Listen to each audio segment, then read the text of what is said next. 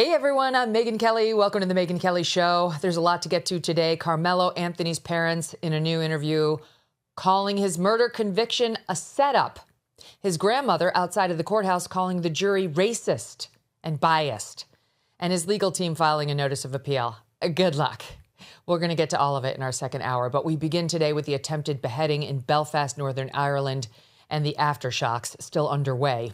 After news spread of the heinous attack, Tommy Robinson posted on X, quote, "Politicians and legacy media have clearly learned nothing. Reverse the races and they'd be falling all over themselves to shout about this. Yet they are purposely downplaying and miswording. White people are under attack." Some in the media and political world then demanding that Robinson and Elon Musk, for that matter, be held accountable and jailed for the protests that broke out. All because people were able to see with their own eyes the video that showed what happened during the attack. You see, but now it's the fault of the people who wanted you to see the video, not the fault of the man who's trying to behead another man in the video. Showing the video here, a man pinned down, being straddled by another man with a knife who kept plunging it into him over and over and over. And of course, we now know the man on top is a Sudanese immigrant who was granted asylum. We'll get to that in a minute. Witnesses can be heard on the tape saying he's trying to cut his head off. The victim lost an eye. The other eye was severely damaged. He's reportedly likely going to be blind and is currently fighting for his life. But take a look at this reporting from the Australian News Corporation. Quote, "Elon Musk and far-right activist Tommy Robinson have seized upon the alleged stabbing of a man in Belfast." Alleged? Alleged? Tommy Robinson, by the way, is a larger-than-life figure in the UK. He's got, I think, one Irish parent and one English parent, and has been pushing for change, especially on issues like this, immigration in the UK, for quite some time. He's a lightning rod because of it. And he has been unabashed in the wake of this news in calling out the open borders that have endangered citizens of the UK and beyond. We're also learning more today about the man accused of attempting to behead this victim, the victim named Stephen Ogilvie. The perpetrator was granted asylum, as I mentioned, after filling out a 10-page questionnaire. The Daily Mail reports his name is 30-year-old Hadi Al-Adid, a Sudanese national who was given permission to stay in the UK in 2023 after completing the questionnaire rather than undergoing a far more rigorous face-to-face interview process, as was typically required prior to Rishi Sunak, the previous prime minister, putting in place fast-track asylum processes to clear the backlog. I think they'd rather have the backlog, the citizens that you were governing. The questions included, what is the name of the person or group of people or organization that you fear back home? Did these events take place in your country of origin or after you arrived in the UK? These are tough. This is tough stuff. Did this happen in one place in your country of origin, or does your fear extend to all parts of the country? Duh. What kind of an idiot wouldn't know how to answer those in order to advance his asylum claim? We don't know how Al-Adid responded to these questions, but whatever his answers were, he was granted the right to stay. And it's no wonder they didn't foresee that he was a lunatic who not only nearly beheaded a man, a citizen, but also then apparently when he got to the hospital, threatened to kill a radiologist because they never actually met with him before they gave him a 5-year permission to stay based on his asylum claims. No one actually interacted with him. They just read his paper statement. This is unbelievable. This is no way to screen for lunacy into your country. And that's how we wound up here. Joining me now is Laurence Fox. He's an actor. He's an activist. Don't miss a moment. Subscribe to this show on YouTube and follow me on Insta, Facebook, and X. Let me tell you something. When you sign your insurance policy, for some brokers, that's the finish line. Handshake, commission, done. See ya. Then you may never hear from them again, or at least not until it's time for a renewal when they become your best friend once again. Your business runs all year, and so do the gaps and the risk. And this is why I want to tell you about SuperSure. This is a great idea for a company. If your company has more than 25 employees, whether you're the owner, the CFO, or HR manager, it can be too complex to just buy a policy online.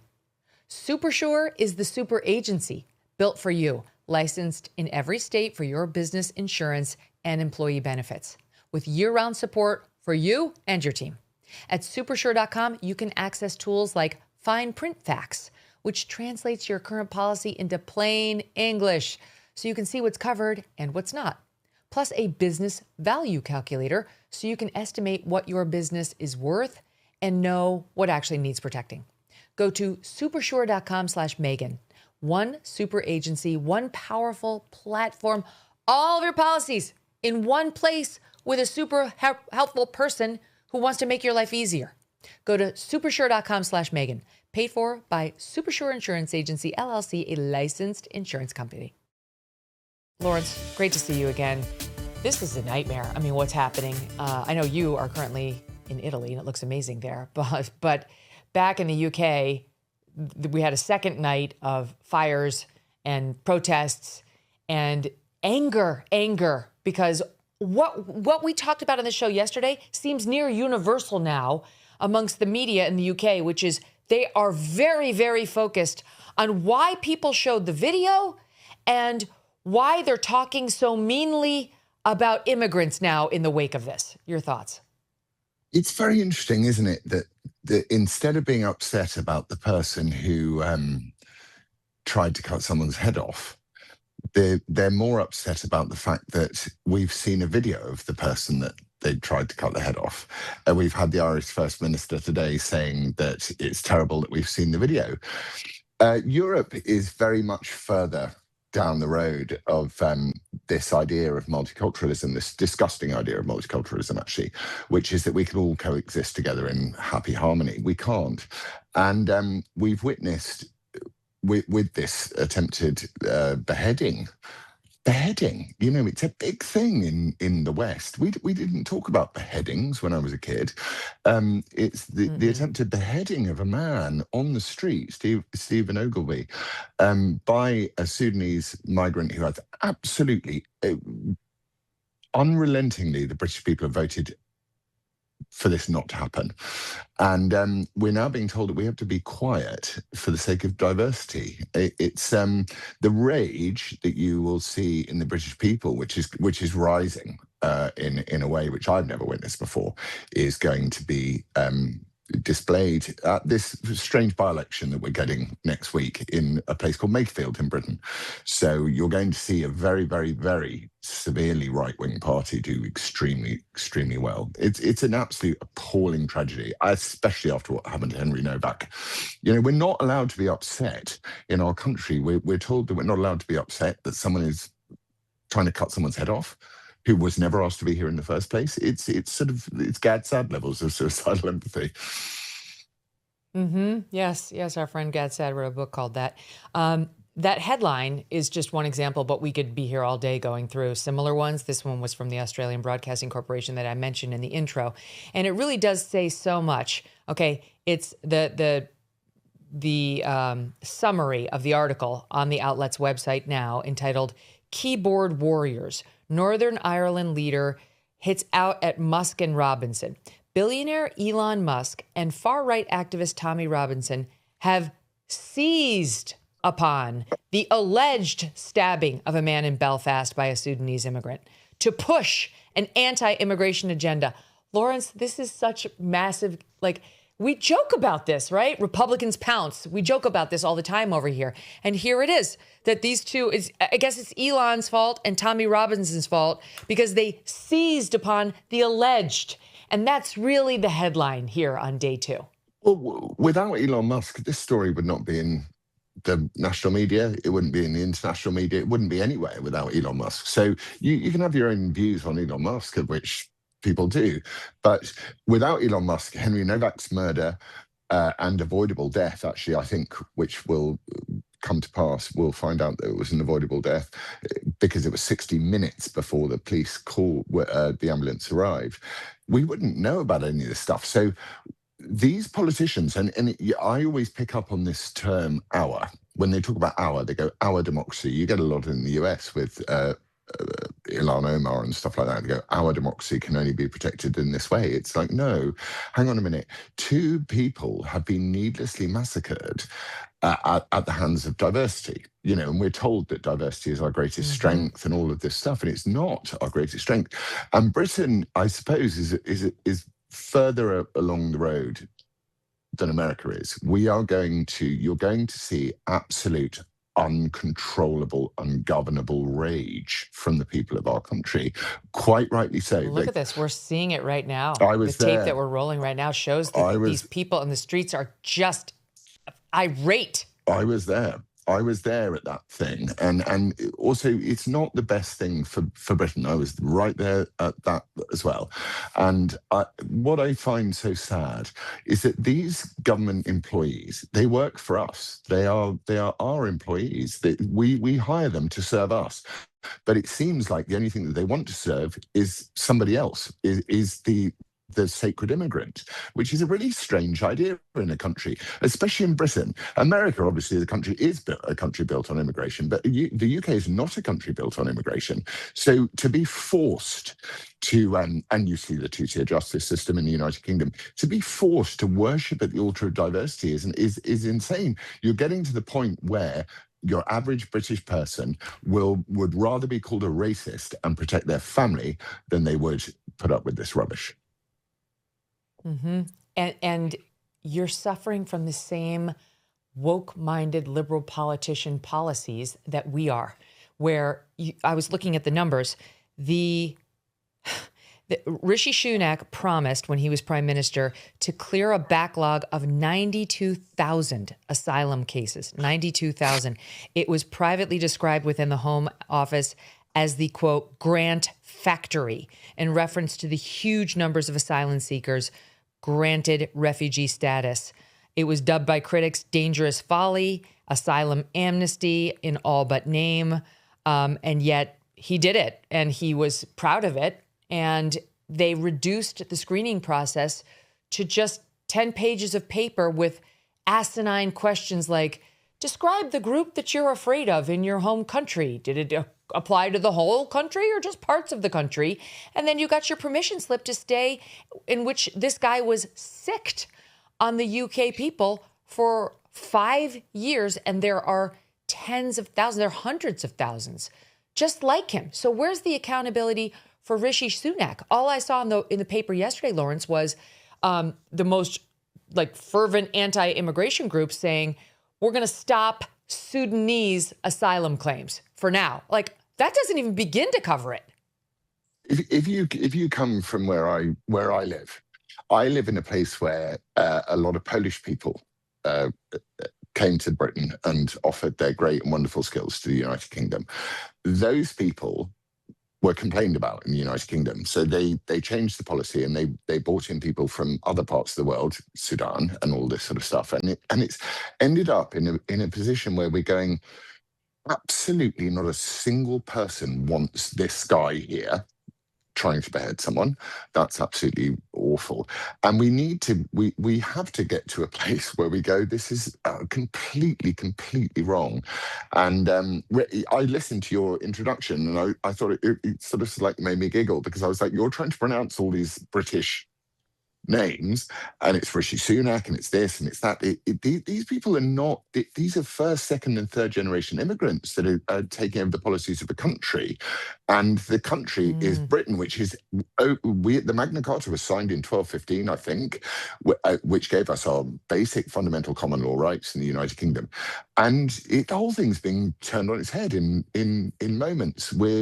We're heading for, I would say, we're probably heading for civil war. I can't see another way. I think there'll be I think we're looking at, someone said today, I was watching today and I was listening today, that we've become ungovernable because the judicial system won't do it. You and I have spoken before about what the persecution I am under. They're trying to put me in prison for many years. And Tommy, who is trying to get online at the moment, they're trying to lock up the people that were just pointed out. Tommy, for example, who they call a far-right person, is actually an ultra-libertarian. He's not right-wing in any way at all. Like, you couldn't even... I don't even know what the term far-right means anymore. I have no idea. Well, far too right is what it means. then that's all of us in their view, Yeah. right? Yeah. Any amount of right is far too. Yeah. And we're going to see, these are people, these are ordinary people. I go and spend time with these people all the time. They are ordinary people, and they would rather be called a racist and protect their children from being murdered than they would be called a racist. And that's an awful thing, because Western society revolves and it circulates around this idea that certain smears and slants are important, like cowardice was always very important back in the day, and racism was important. But now these words mean nothing. They mean absolutely nothing at all. And you have it in America, and we've seen with the awful trial of Karmelo Anthony. It's like, oh my goodness, you sit there and you go, this is what happens when you entitle people. It's a very negative thing to do, is to entitle someone. My wife is not white, for example. I would never turn around to my wife and say, right, well, you're a victim and therefore you're entitled to be upset if you get put in jail because you stabbed someone. It's insane. These policies are insane. Mm-hmm. They're insane. Mm-hmm. And what will happen is there will be a correction. No. We will correct it, and it will be horrible to correct it. And I'm very sad about it, actually. Yeah, if the government won't, the people will. That's what we're seeing. Like, the people have gone along for years now. I mean, I was on Fox News in the mid-2010s. It was around 2015, right, when Angela Merkel was letting them in by the million into Germany, refugees from Syria and elsewhere, and changing the face of Europe. The UK was almost as guilty. Like, this has been going on now for more than a decade, just open borders, and we are seeing the effects. You talk about Elon Musk and his role in calling attention to some of this. Let's not forget what he did on the rape scandal that happened in the UK with, Muslim men who were raping young white girls, and there was no accountability for far too long because of the races, because they were sensitive to pointing the finger at a bunch of brown-skinned men who were Muslim, who happen to be raping young white girls. I mean, that sounds made up. That sounds like something some lunatic would accuse the government of doing. But it was real, Laurence. And then just on the heels of this, in the paper right now is a story about 3 or 4 men who raped a young white teenage girl in the UK. They had her in a hotel room for a day. They drugged her. Then there were 3 young children who were stabbed viciously outside of their school by another guy. It's like the crimes are so dastardly you can hardly believe it. And yet over and over, it seems to me that the UK government has either ignored it or wanted to shove it under the rug, or at a minimum will not talk about the bigger picture, what's happening to the culture here.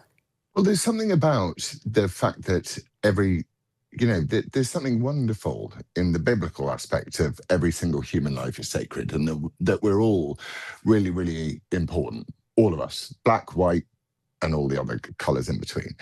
And that used to be a paradigm that we took as a progressive, genuinely progressive Western civilization. We would think that, you are amazing and you're wonderful and I hope you succeed. But this woke racism of turning around to black people specifically, and certainly what we call ethnic minorities in the UK, or migrant populations, or whatever we call them, is to say that in some way you are less than the person that you are we want you to replace. It's insane. We have to live in a world, and I'm afraid it has to be a Christian-centric world, where we say that every single one of your lives is sacred. You can achieve well beyond the barriers of your class and your financial situations. That's actually where the inequality really lies in life. It's not about skin color. So you find entitlement. What happens is you create entitlement. So I mean, I can't begin to guess what the government are going to tell us that this Sudanese lunatic savage did, but they will blame it on mental health. That's what they will do. But if a white person did it, they would blame it on political extremism. So we're left in this world where white people have absolutely no defense to poor behavior in their own community. But if someone of any different ethnicity or color can turn around and say, well, I'm a victim, I'm the oppressed, and it's just a global communist hellhole. And I don't really understand, other than in Britain, I can't see any way out of it other than extreme civil disobedience, because white people in this country are treated like second-class citizens. And the people who pay the taxes in this country are the white people. With all due respect to everyone who's not white who pays taxes in Great Britain, it is the indigenous white population of Britain that pays the taxes, that pays for the hotels of the man who, our good friend, Mr. Al-Adid, who sounds like a cast member from, Sacha Baron Cohen film, The Dictator. We are paying to be destroyed, and I just find it insane.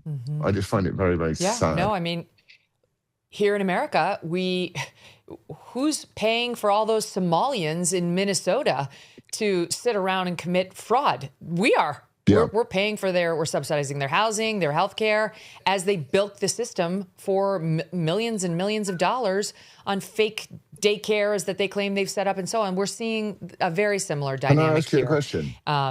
Can I ask you a question? What role do you think feminism has to play in this? Oh, it's big.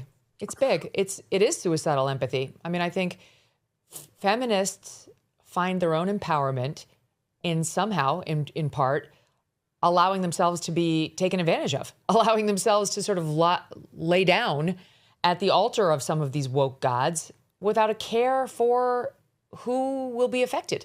Even if it's another woman, even if it's like a young girl who is on her way up and is going to be the next wave of feminists. Like, you can understand the radical feminists not really giving two shits about men, but like, they don't care who the victims are. It's about themselves, making themselves feel good. They're good people. They're standing for the right things, which includes against men and their toxicity. And that means we have to have open borders. We have to welcome the less than, and that makes us somehow better people. I mean, it's about small egos that need to feed. So I think, they definitely have dirty hands in this. It's very interesting because there's been lots of polling done in the UK as because we're trying to dig into this and find out what's actually going on. Why are people behaving in this entirely irrational, upside down type of way? And there's been a lot of polling of what would happen if only women were allowed to vote, if only women were allowed to vote. And the women would vote in these insane Green Party people in the UK who, on the one hand, believe that queers for Palestine, and on the other hand, believe that, we need to integrate lots of Muslim people into the UK. So you're sort of left with this strange dichotomy, which is to include everyone, which I think is quite a feminine trait, to be fair. But I do wonder whether, looking back over the history of Great Britain back to 1200, in the Magna Carta, why they insisted on passing down the legacy and the inheritance to the male was, because we would have, if women were only allowed to vote in the United Kingdom, we would have lunatics in charge of this country. And it's not just women though. It's also feminized men. Yeah, cucked men, 100%. They're the worst. They're much worse than women. Yeah.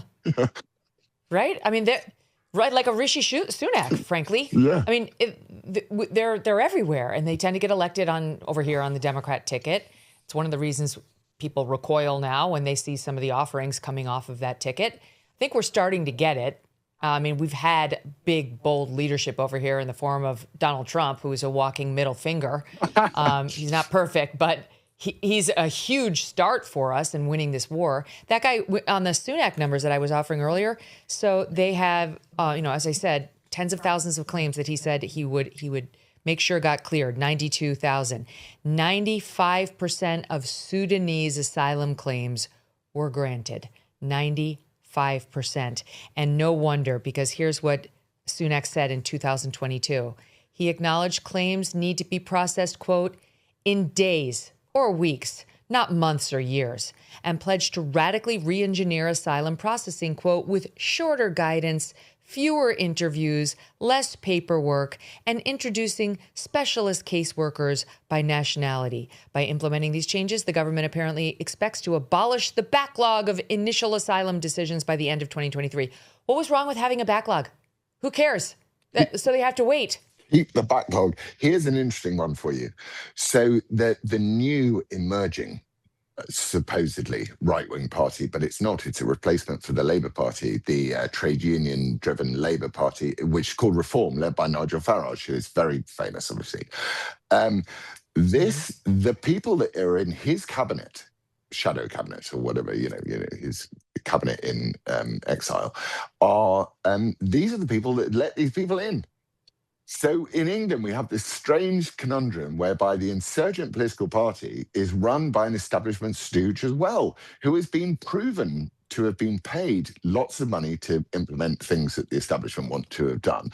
And then what we have is this new political party run by a guy called Rupert Lowe, who I would thoroughly encourage all of your followers to anyone who watches the show to follow, because he does not take any SH1T from anybody. That Britain is in need of this incredible common sense, deep love of our very severe cultural heritage and very deep and meaningful cultural heritage. But Nigel Farage has decided to pop back into politics to create, actually really to take revenge and become powerful. But we have this other party, and it's a brilliant political party called Restore Britain.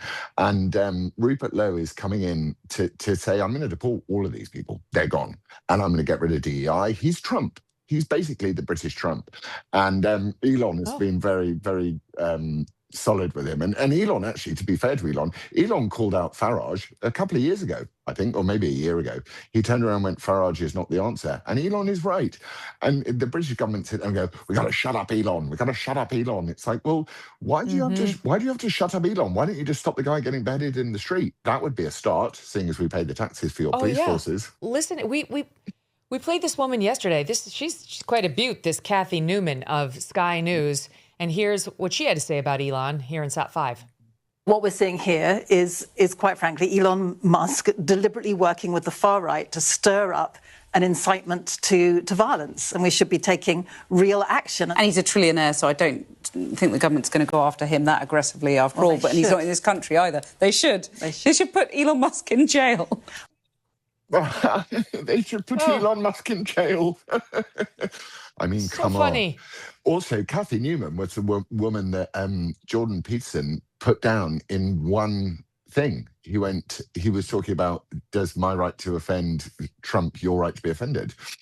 With Kathy Newman, and it was what made Jordan Peterson famous. I'd forgotten that she was involved in that. That was her. So the fact that this woman still, not that it's a woman, but the fact that this person still has any public platform at all is insane. So what the British media are trying to do is to turn around and say, this is why you're great, right? I listen to your show every night. I listen to you. I listen to others. But the reason why we listen to you, and actually you got me into trouble because I listen to you, I say things out loud that I probably shouldn't have done on English TV. But it's a badge of honor. This thing of going like, we're going to listen to you, Kathy Newman, about anything, like put him in jail. Right. What does that mean? Challenge his idea. Please. Yes, exactly. Interrogate it. Challenge what you think is so wrong with free speech. Express to me in a way which I can understand why it's important to suppress every normal human being's right to express themselves freely. And if someone can explain that to me, then I'll listen. But so far, all I hear is the words our democracy, our freedoms. And it's like, they're not ours, they're yours. And we're going to take them back. And you're about to see it in Britain. And it's going to be mass civil unrest. That's what's going to happen. We've been quiet for long enough. That's how we haven't had quite the uprising on immigration that you guys are having right now. We elected Trump and Trump closed the border. Thank God. And that's a huge start. But I do think we had that uprising on the race essentialism and the trans thing, you know, that we did get to the point where it was hard no. And I don't think the UK's gotten there yet. I think you guys are hitting the immigration thing a little before we are. You're at the end of your rope. We kind of got there with some terrible, brutal crimes that we saw with Lake and Riley and so on. But we haven't seen people rush to the streets over immigration the way we're seeing right now. And the anger after Henry Novak, like that, I do think that's important. And it's the reason why it's not just this lunatic who we talked about, Kathy Newman, but here's the Minister of Northern Ireland, Michelle O'Neill. She's also got ideas about who's to blame and what could have prevented all of this. I speak not of the beheading. She doesn't seem so worried about preventing that. I speak of the protests and the outcries. Listen to this, SAT7. Monday night was horrific, and so many people saw that image. I wish people didn't see that image, but unfortunately many people did. What? But it was absolutely horrific. But there are bad actors that are jumping on this and actually using it to stir up hate and tension, and people who don't even know who we are. We're not a racist people here. People who don't even know where we are on a map. But yet now we see the likes of the Elon Musks of this world, where we see the Tommy Robinsons of this world, the keyboard warriors who are sitting very comfy in their homes, orchestrating hate and tension and bringing this onto our streets and encouraging this onto our streets. So I think people need to be alert to that. Who's behind this? Like these protests that have been organised. If they're that smart about their protests, why can they not put their face to it? Because they can't. Because these protests have been organised by faceless thugs, in my opinion. All Elon did was call for people to protest. That's it, which is a right. And did you hear? She wishes people hadn't seen the video. That's the problem, Laurence. They saw the attempted beheading. It's so pesky, this actual proof of which we speak. No one wants to see the beheading. We want to talk about why the beheading is a good thing. You know, and why integration and diversity is so wonderful. But I mean, anyone who's had any level of education in this country or any Western country, their belief is that the only diversity we're interested in at all is of opinion. So it's okay to turn around. It's also ironic that the minister is flanked by what look like babysitters, and she's sitting there saying it's just awful. But the worst part of it is she's speaking out of the most sectarianly violent country that has ever existed, really. I mean, it's Britain's Rwanda, Northern Ireland, the way that these people have murdered, you know, and killed each other just because one is Catholic and one is Protestant. So for them to suddenly develop a conscience is absolutely reprehensible. And the problem is that they don't realise that people are not consuming legacy media anymore. They're consuming you. They're consuming Dan Wootton. They're not consuming regulated government media, which is why the British government are trying to add new statutes onto the online. I mean, it does make you want to laugh. It's like, you know, to stop people accessing the truth. We have, in the United Kingdom, we have a Labour government which is turning around and saying we're going to ban children from any form of media which isn't state-approved until they're 16, and then we're going to give them the vote. I mean, Chairman Mao would be excited about this. He'd be like, great plan, chaps. We are living in a dystopian hellhole in the United Kingdom. And what I love about my fellow countrymen, and I love about Tech Tommy, who's useless at getting on a Zoom. What I love about we'll get him at some point. What I love about Tommy's a mainstream person, right? And Elon made him mainstream. Elon said, listen to Tommy, he's got a voice. And if you decide that he's a thug and a racist, then you make your own mind up about it. But don't let the government tell you he's a thug and a racist, because the government are not to be trusted. And it's why Trump, in his hyperbolic, Trump's brilliance, is the fact that he doesn't play by the rules. He doesn't play by the, well, I'm going to be very sober and judicious in this and that and this. And Tommy is that. And I genuinely pray that Tommy gets a mission behind him to go, look, I could lead these people. People will follow me, because we absolutely would. He's the Robin Hood of our generation. Trump would be out there right now if this happened in America, calling this guy an animal. I mean, he would 100%. not be holding back. He, far from chastising anybody about their severe reaction to watching an attempted beheading of one of their countrymen, he would be joining them in expressing the horror. And that's what these politicians don't get. They don't even give lip service. They can't. They'll say like, oh, it was terrible, but the reaction is too much, and Elon and Tommy are to blame for it. And that's what's really, they don't get it. And unless they feel it the way you feel it, the way Tommy Robinson feels it, the way even I feel it over here, they can't sell it. And the public knows they don't give a shit. They'll, if given the chance, they would give another 92,000 from Sudan asylum tomorrow. We know it. The only answer is to oust these people and to rouse the hearts and minds who feel the same way into getting out on the streets and saying, no more. That's it. This poor guy who almost lost his head was a special needs guy. He already, it comes out, was attacked brutally back in 2002 by a drug dealer that was a roommate of his who set him on fire. This poor guy's been through a lot, living in assisted housing now for people who are special needs, and he gets targeted by this lowlife. We got enough lowlifes in our country. You got enough in your country. You don't need to fucking incorporate the ones from Sudan to unleash hell on our citizens. That's what I can't stand. They're like, oh, Americans commit crimes. Yes, but we have to deal with them. We don't have to deal with Sudanese. You shouldn't have to either. But what happened to believing in ourselves? To saying the West, we brought the canon of common law across the world. We stopped sati. We brought free speech to the world. We ended slavery. We did all this stuff that still exists today, by the way. What is going on, and what is actually going on, is in education. And trans, which you've had an epiphany on, which is great. They start focusing on things that just don't matter at all.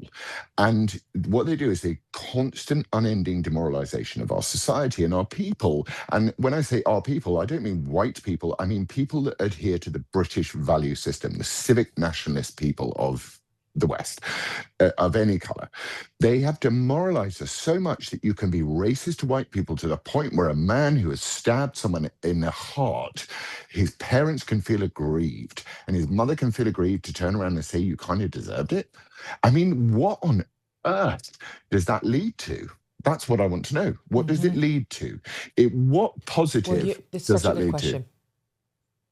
And that same dynamic is underlying all the cases that we are discussing: the Henry Novak murder, the attempted beheading of this white man by a black man from Sudan, and then the Karmelo Anthony case. It's because what we know in all of those cases, in all three of those cases, is that if the races were reversed, there would be no chastising of the protests that followed in the streets. There'd be no tisk-tisking about those who thought protest was appropriate and felt really, really angry that this goes on. None whatsoever. In fact, Keir Starmer took a knee after George Floyd and made it a huge deal. George Floyd, he's not even British.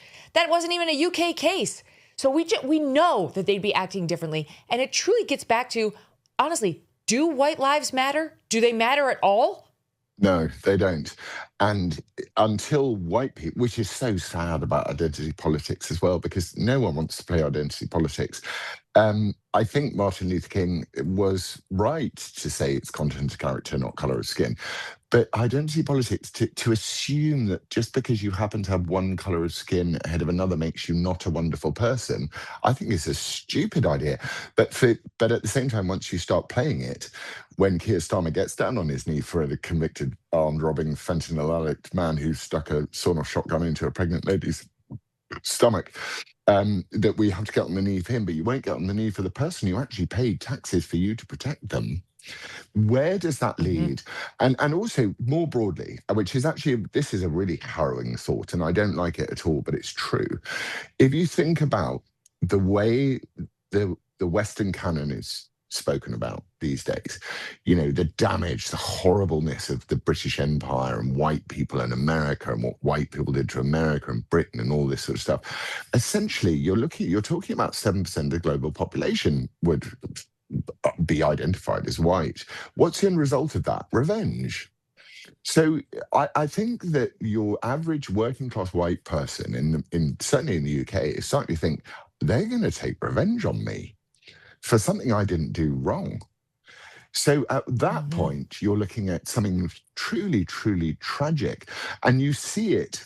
It's perfectly exemplified in the way that they say, "I wish you hadn't seen the video of the person trying to chop his head off," because it's like, actually, what they should be saying, what any sensible person would be saying was, "This is horrendous, and we are going to deal with this." So come up with a policy to say, right, okay, even if it's not what they would call a racist or far-right policy, say anyone who is being granted indefinite leave to remain in the United Kingdom for no reason whatsoever after filling in a questionnaire, perhaps we should remove them and return them to where they are. We have 40,000 Islamic extremists on the British terror watch list, and one of those people is going to do the same thing to someone else very soon.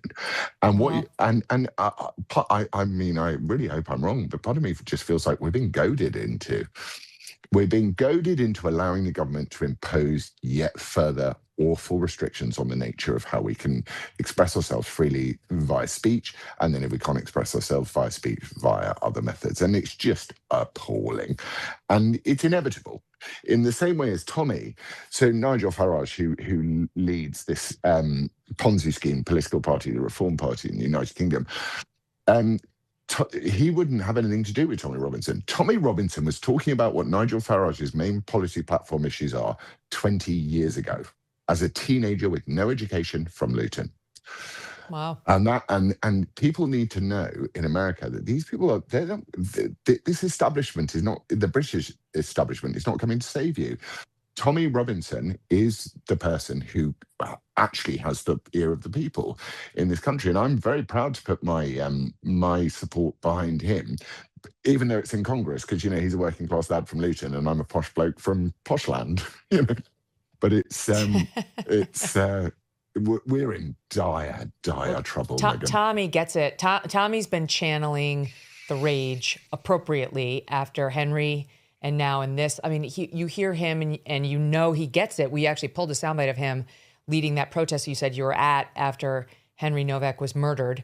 And here's a little bit from that protest. And this is just a week ago. It's amazing. This just happened. You know, the trial of Henry. It's been going on. It wrapped up, a week, 2 weeks ago. Here it is, that one.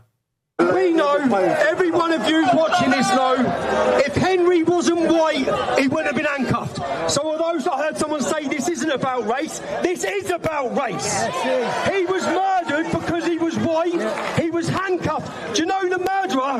He didn't get handcuffed. Even after they found out he'd stabbed him 5 times, he still didn't get fucking handcuffed.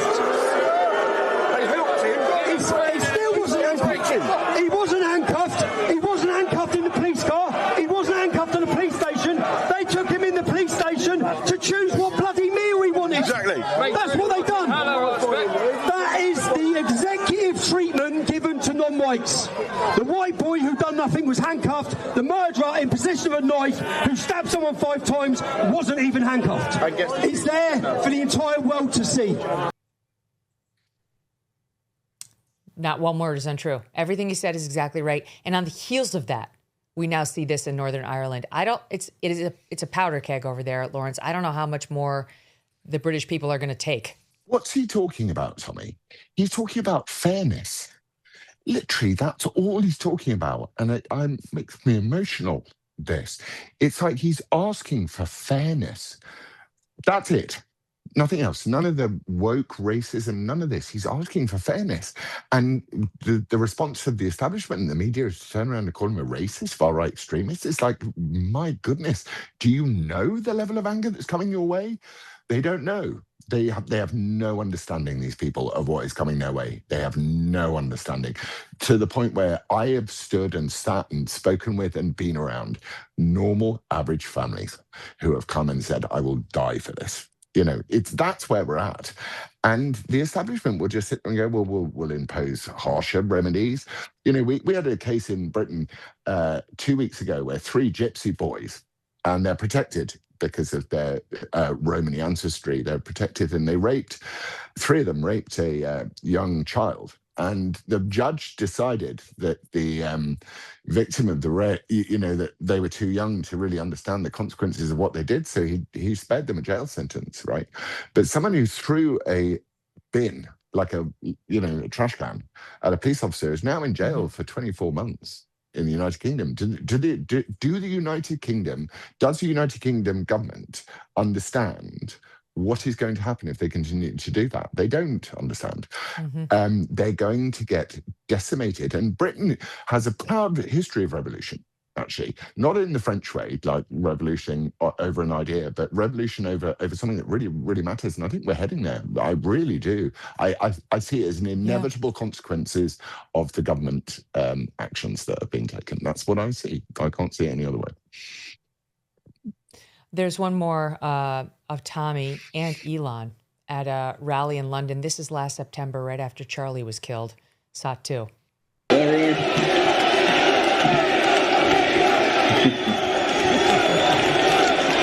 Congratulations. Elon's there. Congratulations, Tommy, on putting together an amazing event and really rallying the people of Britain. Elon, none of this could have happened without you giving the British public access to the truth and giving us free speech and fighting for our free speech. So on behalf of Great Britain and the British public, we're incredibly grateful, Elon. Elon, you spend an incredible lot of money on X. Why is free speech so important to you? Well, I believe you can't get to the truth of things without freedom of speech, without active debate. There's so many on the left that want to just crush debate. In fact, this is a government against the people and not for the people. And then you see how much violence there's on the left, with our friend Charlie Kirk getting murdered in cold blood this week, and people on the left celebrating it openly.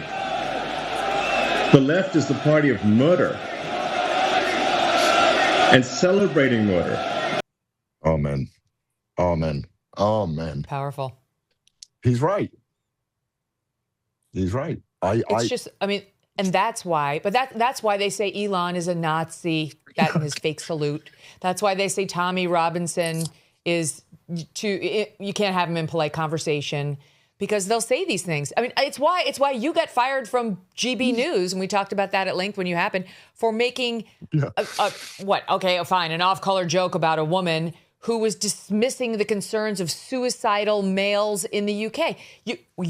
She's allowed to say that. You're not allowed to call her out on it. The guy on the street, he can do the beheading. We're not allowed to show it or condemn it or protest over it. These are the rules of polite society. Or you get the far whatever label, or you get bounced out of Oxford from having a real debate, which I know you have an update on. But that's what's causing the anger. Like, we're allowed to be angry over this stuff. We're allowed to protest and argue and call out our governments. What is Elon saying? He's saying, again, which it makes me emotional. Elon is saying, I defend the right to free speech for people I don't agree with. He's not defending the right to free speech for people he does agree with, because free speech doesn't matter that way.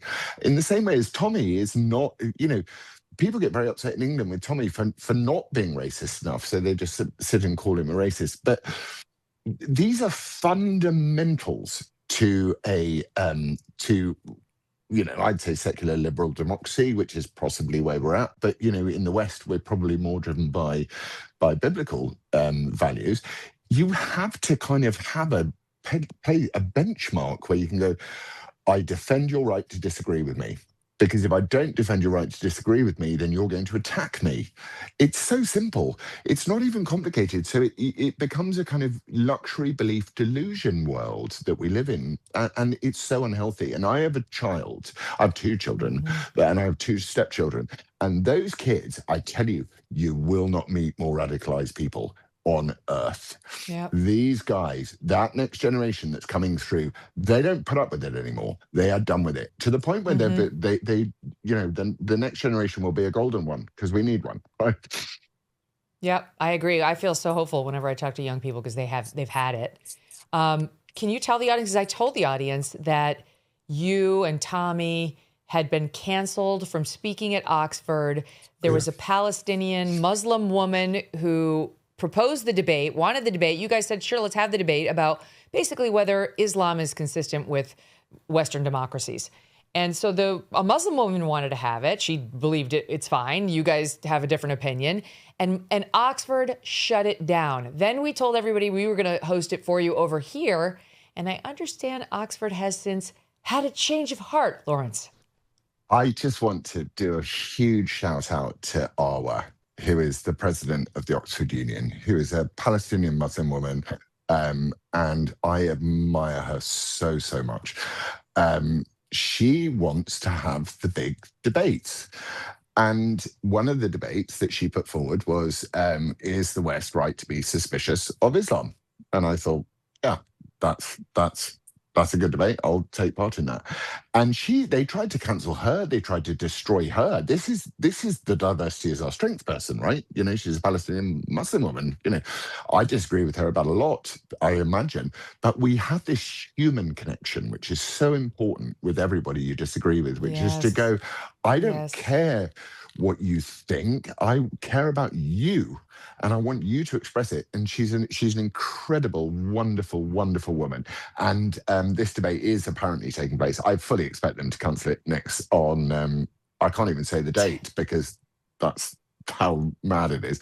But they announced it. They said it's Tuesday. Oh, right. Okay. It is on Tuesday. Yeah. So the debate is on Tuesday and we're going to go and I'm going to go and be charming about Islam and free speech. And that's what I want to do. I don't want to go in and say, I hate Muslims. I don't. I love Muslims. I hate Islam and I will always hate Islam because I understand Islam and I know what it is.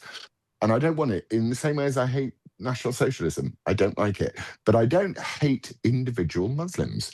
And it's very difficult for people to understand the difference between that unless they read a Bible. Well, I think it's going to be a very powerful exchange. I'm looking forward to it. If they do cancel on you, we're here. We've got you.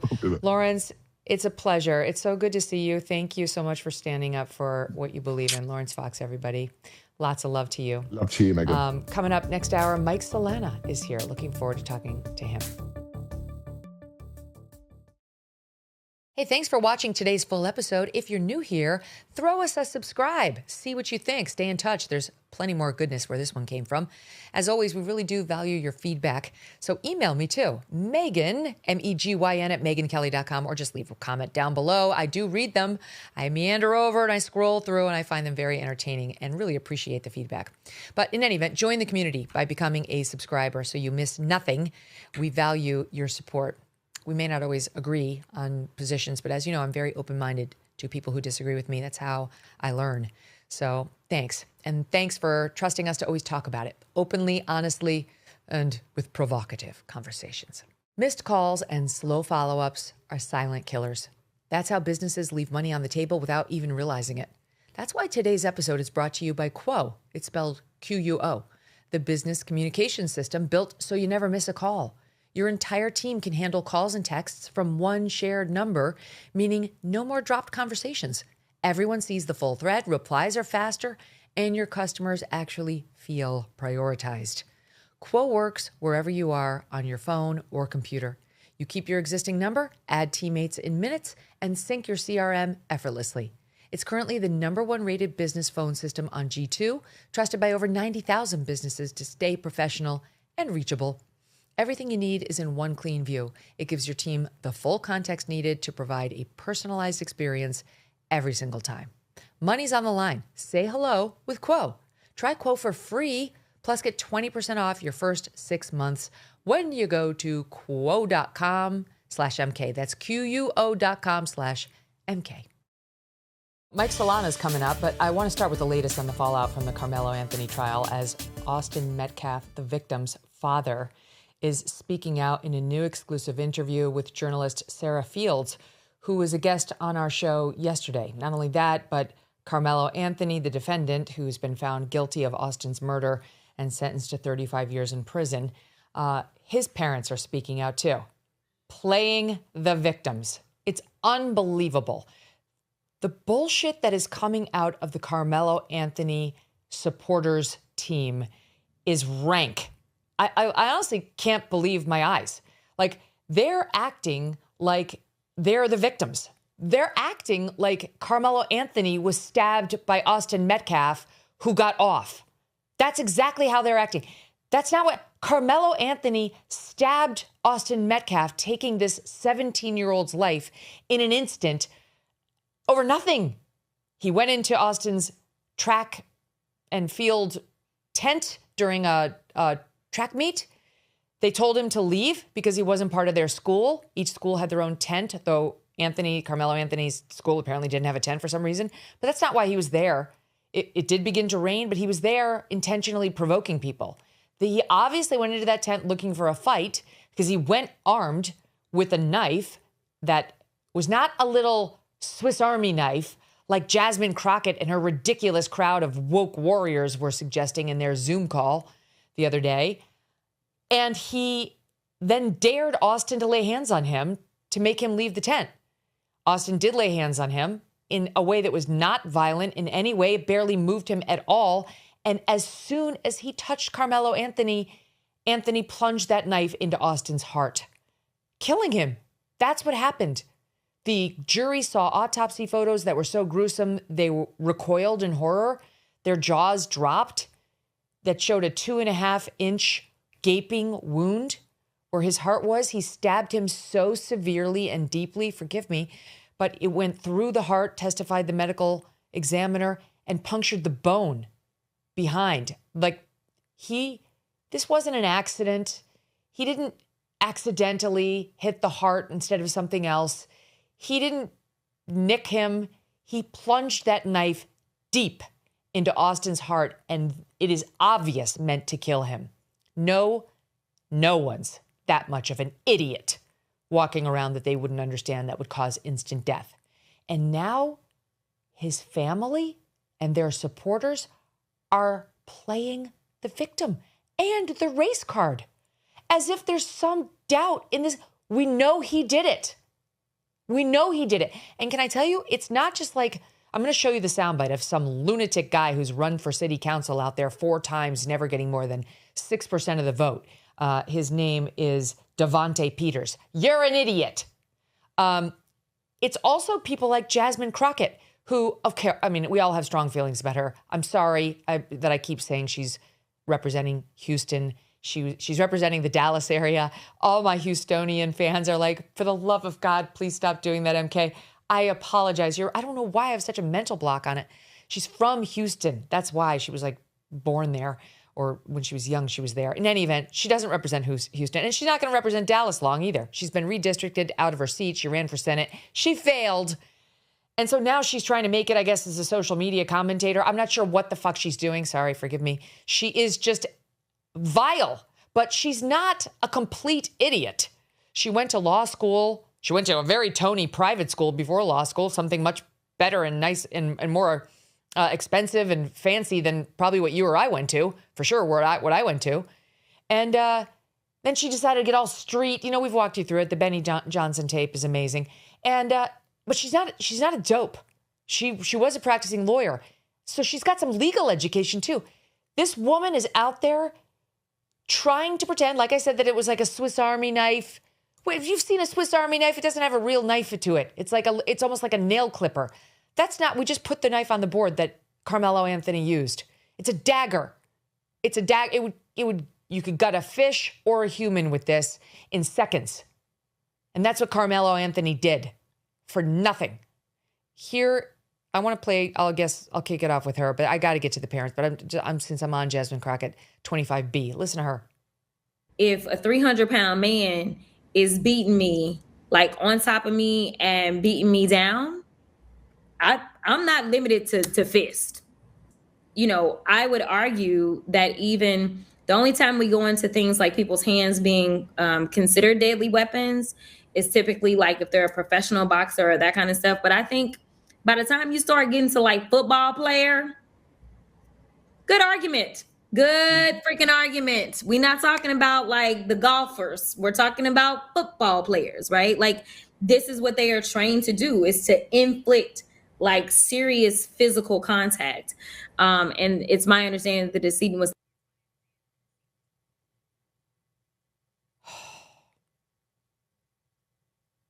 They weren't 300 pounds. Austin wasn't 300 pounds. Devonte was a large man. He wasn't some shrinking violet. And he provoked the entire encounter. How dare she try to analogize this? Karmelo, sorry, Devontae's, I'm going to get to him in a second. Karmelo, how dare she try to pretend that this is a situation in which a man was beating a woman, a huge football player was beating a woman who felt no choice was available but to defend herself with a knife. This is like utter nonsense, what she's saying. And she's intentionally stoking the fires, which don't need any more stoking, Jasmine. Leave the national stage. We're tired of your 2 minutes and your stupid street affect. You don't talk like that. Even here, she was playing it up. She doesn't talk like this. She's just leaning in because she thinks it's going to give her cred. It's going to give her some sort of cred with some faction who's out there listening. Okay, great. Good luck reinventing yourself. You have no career in front of you. Go back to practicing law, maybe. Seems like they need some lawyers down in your hometown. Here's this guy, Devontae Peters, who I mentioned, never received over 6% of the vote, but amazingly did get some percentage the 4 times he ran for city council in Dallas. This is vile. This guy, of course, has a holistic health store that he runs in his spare time because he's all about wellness and like bringing the mind, body together. Sure, Devontae. He left the courthouse and posted on social media, just left, and any white person can get it. I don't give a fuck. Then he goes on to say, fuck it. Dig Austin Metcalf up and stab his ass again.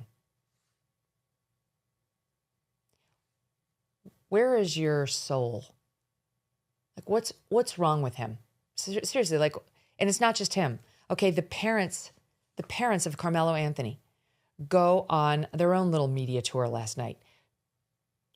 Was their message, we're so sorry for the Metcalf family. This is a tragedy all around because, of course, we're sad that we've lost our son too, but we know what he did was wrong. You know, he's sorry.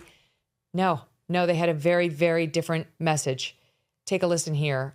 They sat down with Front Page News and Mimi Brown, SOT 27.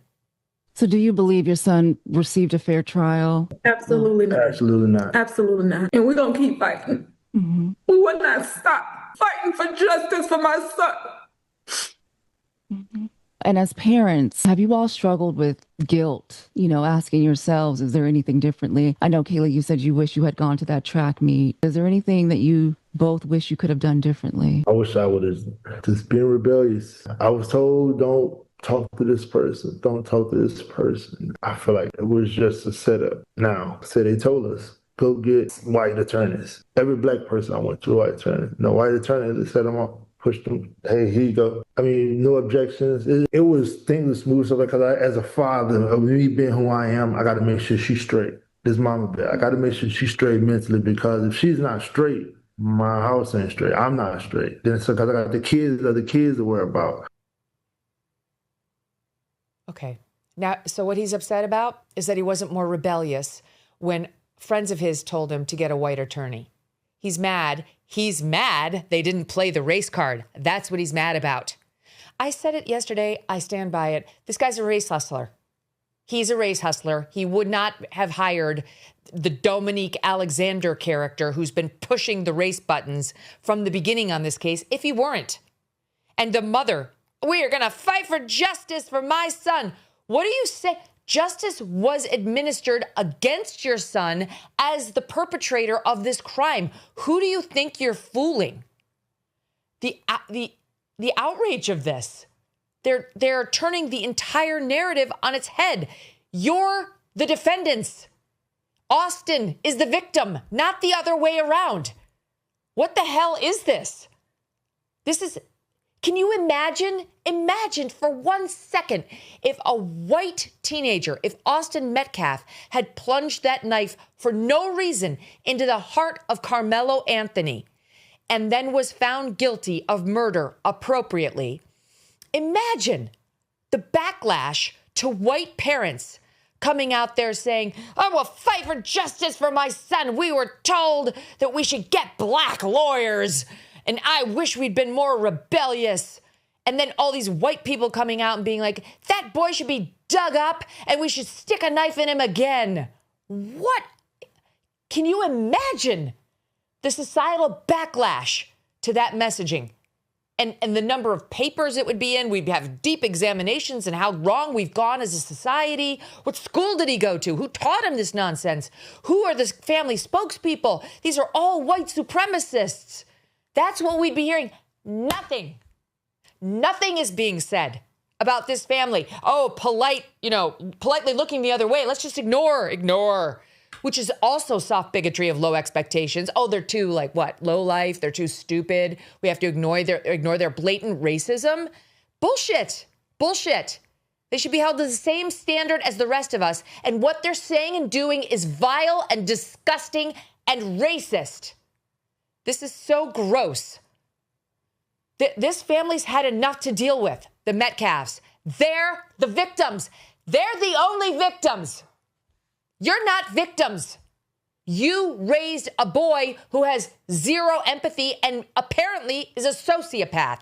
You have yourselves to blame for that. Yourselves, not society, not whites, not your friends who told you to get a white lawyer. They were so without character. They abandoned their son when the sentencing came down. They were like, guilty, we're out. They didn't stand there in the courtroom. They didn't return to the courtroom when the sentencing came down. The mother took the stand. She said, boo-hoo, please have mercy on my boy. And then they asked the one question, does he regret what he did? Yeah, he regrets. That's it. That's all she was able to come up with. Not even like a story about how he regrets, the number of tears he shed, what he's said about Austin and how bad he feels. Nothing. The perfunctory, yeah, regrets. Check. And then she was out of there. He had to stand alone for the actual sentencing that came down. That's who they are. As they've been pimping the race thing from the beginning, there's zero evidence that race played any role in this case. Although if it did, it was on Karmelo Anthony's part.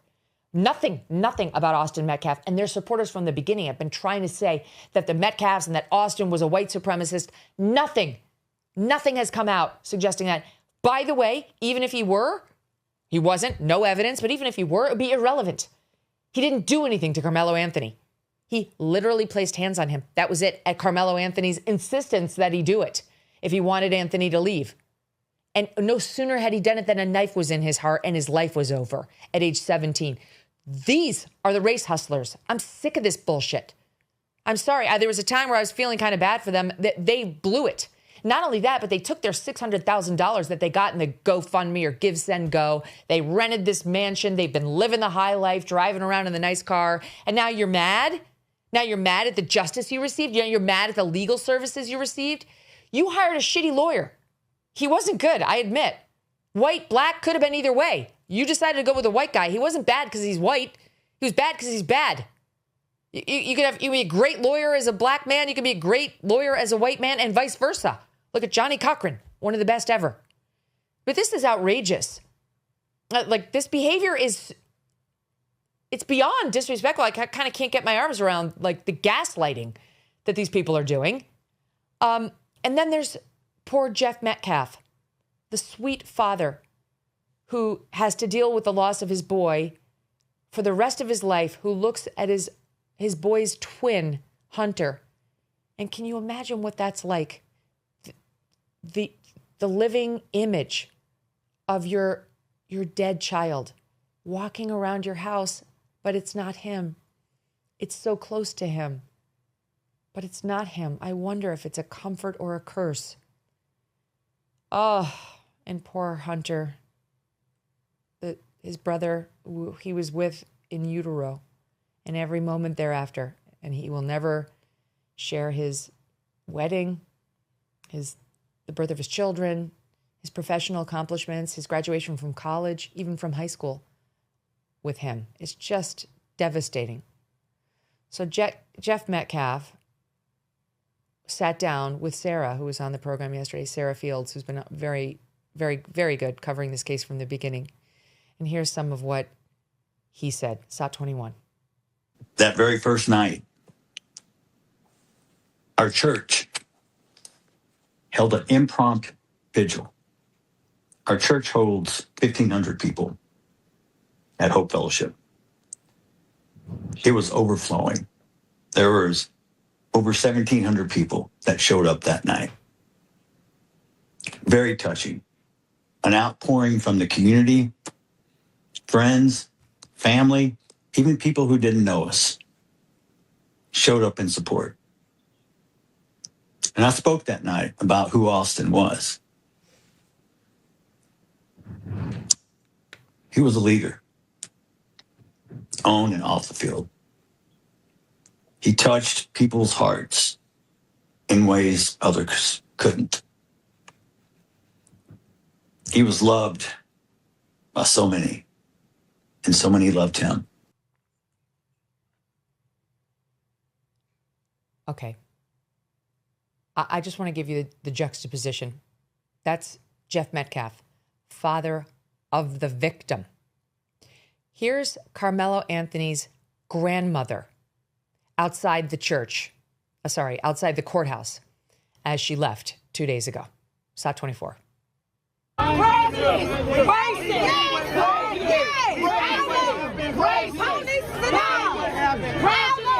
Racist, bias, racist, bias. That a white person can hit a black boy and get away. That's it. Send that message that they can do whatever the fuck they want. They send a message. Yeah. We love y'all. It ain't the end of the road. We love y'all. That's his uncle. Racist, bias, racist, yeah. We know the truth.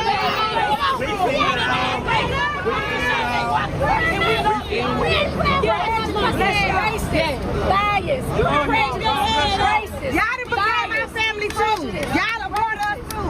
You did a good job. We seen everything. Get it? Getting the message? She made it quite clear. And I'm sure it was comments like that over and over, not to mention the nasty jabs that these supporters have had for the Metcalf family, like, let's dig up Austin and stab him again.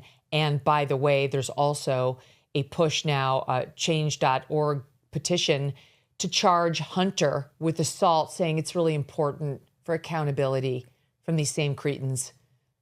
Hunter did nothing. Hunter held his dying brother in his arms. That's what Hunter did. He was there when he came into this world and he was there when he went out. That's what Hunter's been through. They want to charge him. So I'm sure Jeff Metcalf has had about enough from the Anthony family and their supporters, which leads me to SOT 22. Back to Jeff. So you can live with your lie if you want to, but my truth is forever. Just like the fact your son is a convict and a killer. Forever.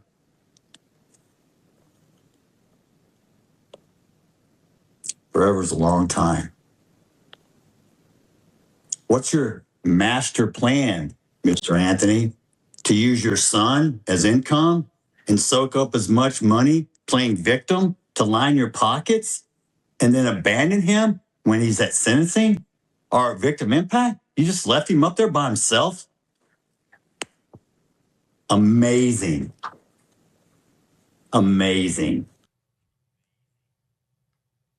This poor man. He's been given a life sentence too. There's nothing that can be said or done.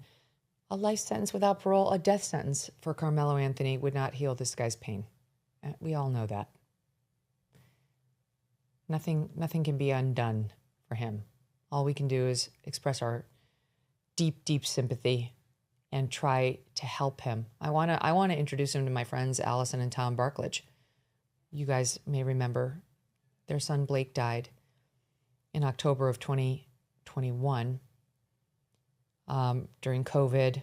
He had taken 2 doses of the vaccine. We still don't know exactly what caused it, but he died of myocarditis at age 17. And they have become an example to me and to the world in how to handle grief. They've been so wonderful. They found a way to hold each other through it, to hold their friends through it, to find where they could moments of laughter and connection, to remember Blake at every turn. I try to mention him, Blake Barklage, at every turn because that comforts them. just hearing his name and knowing that people are thinking about him in some way, at some level, comforts them. Tom works at Johnson & Johnson. He worked tirelessly to change the bereavement policy there, which they did. Used to be you only get like a couple of days. You lose a son, you lose a child.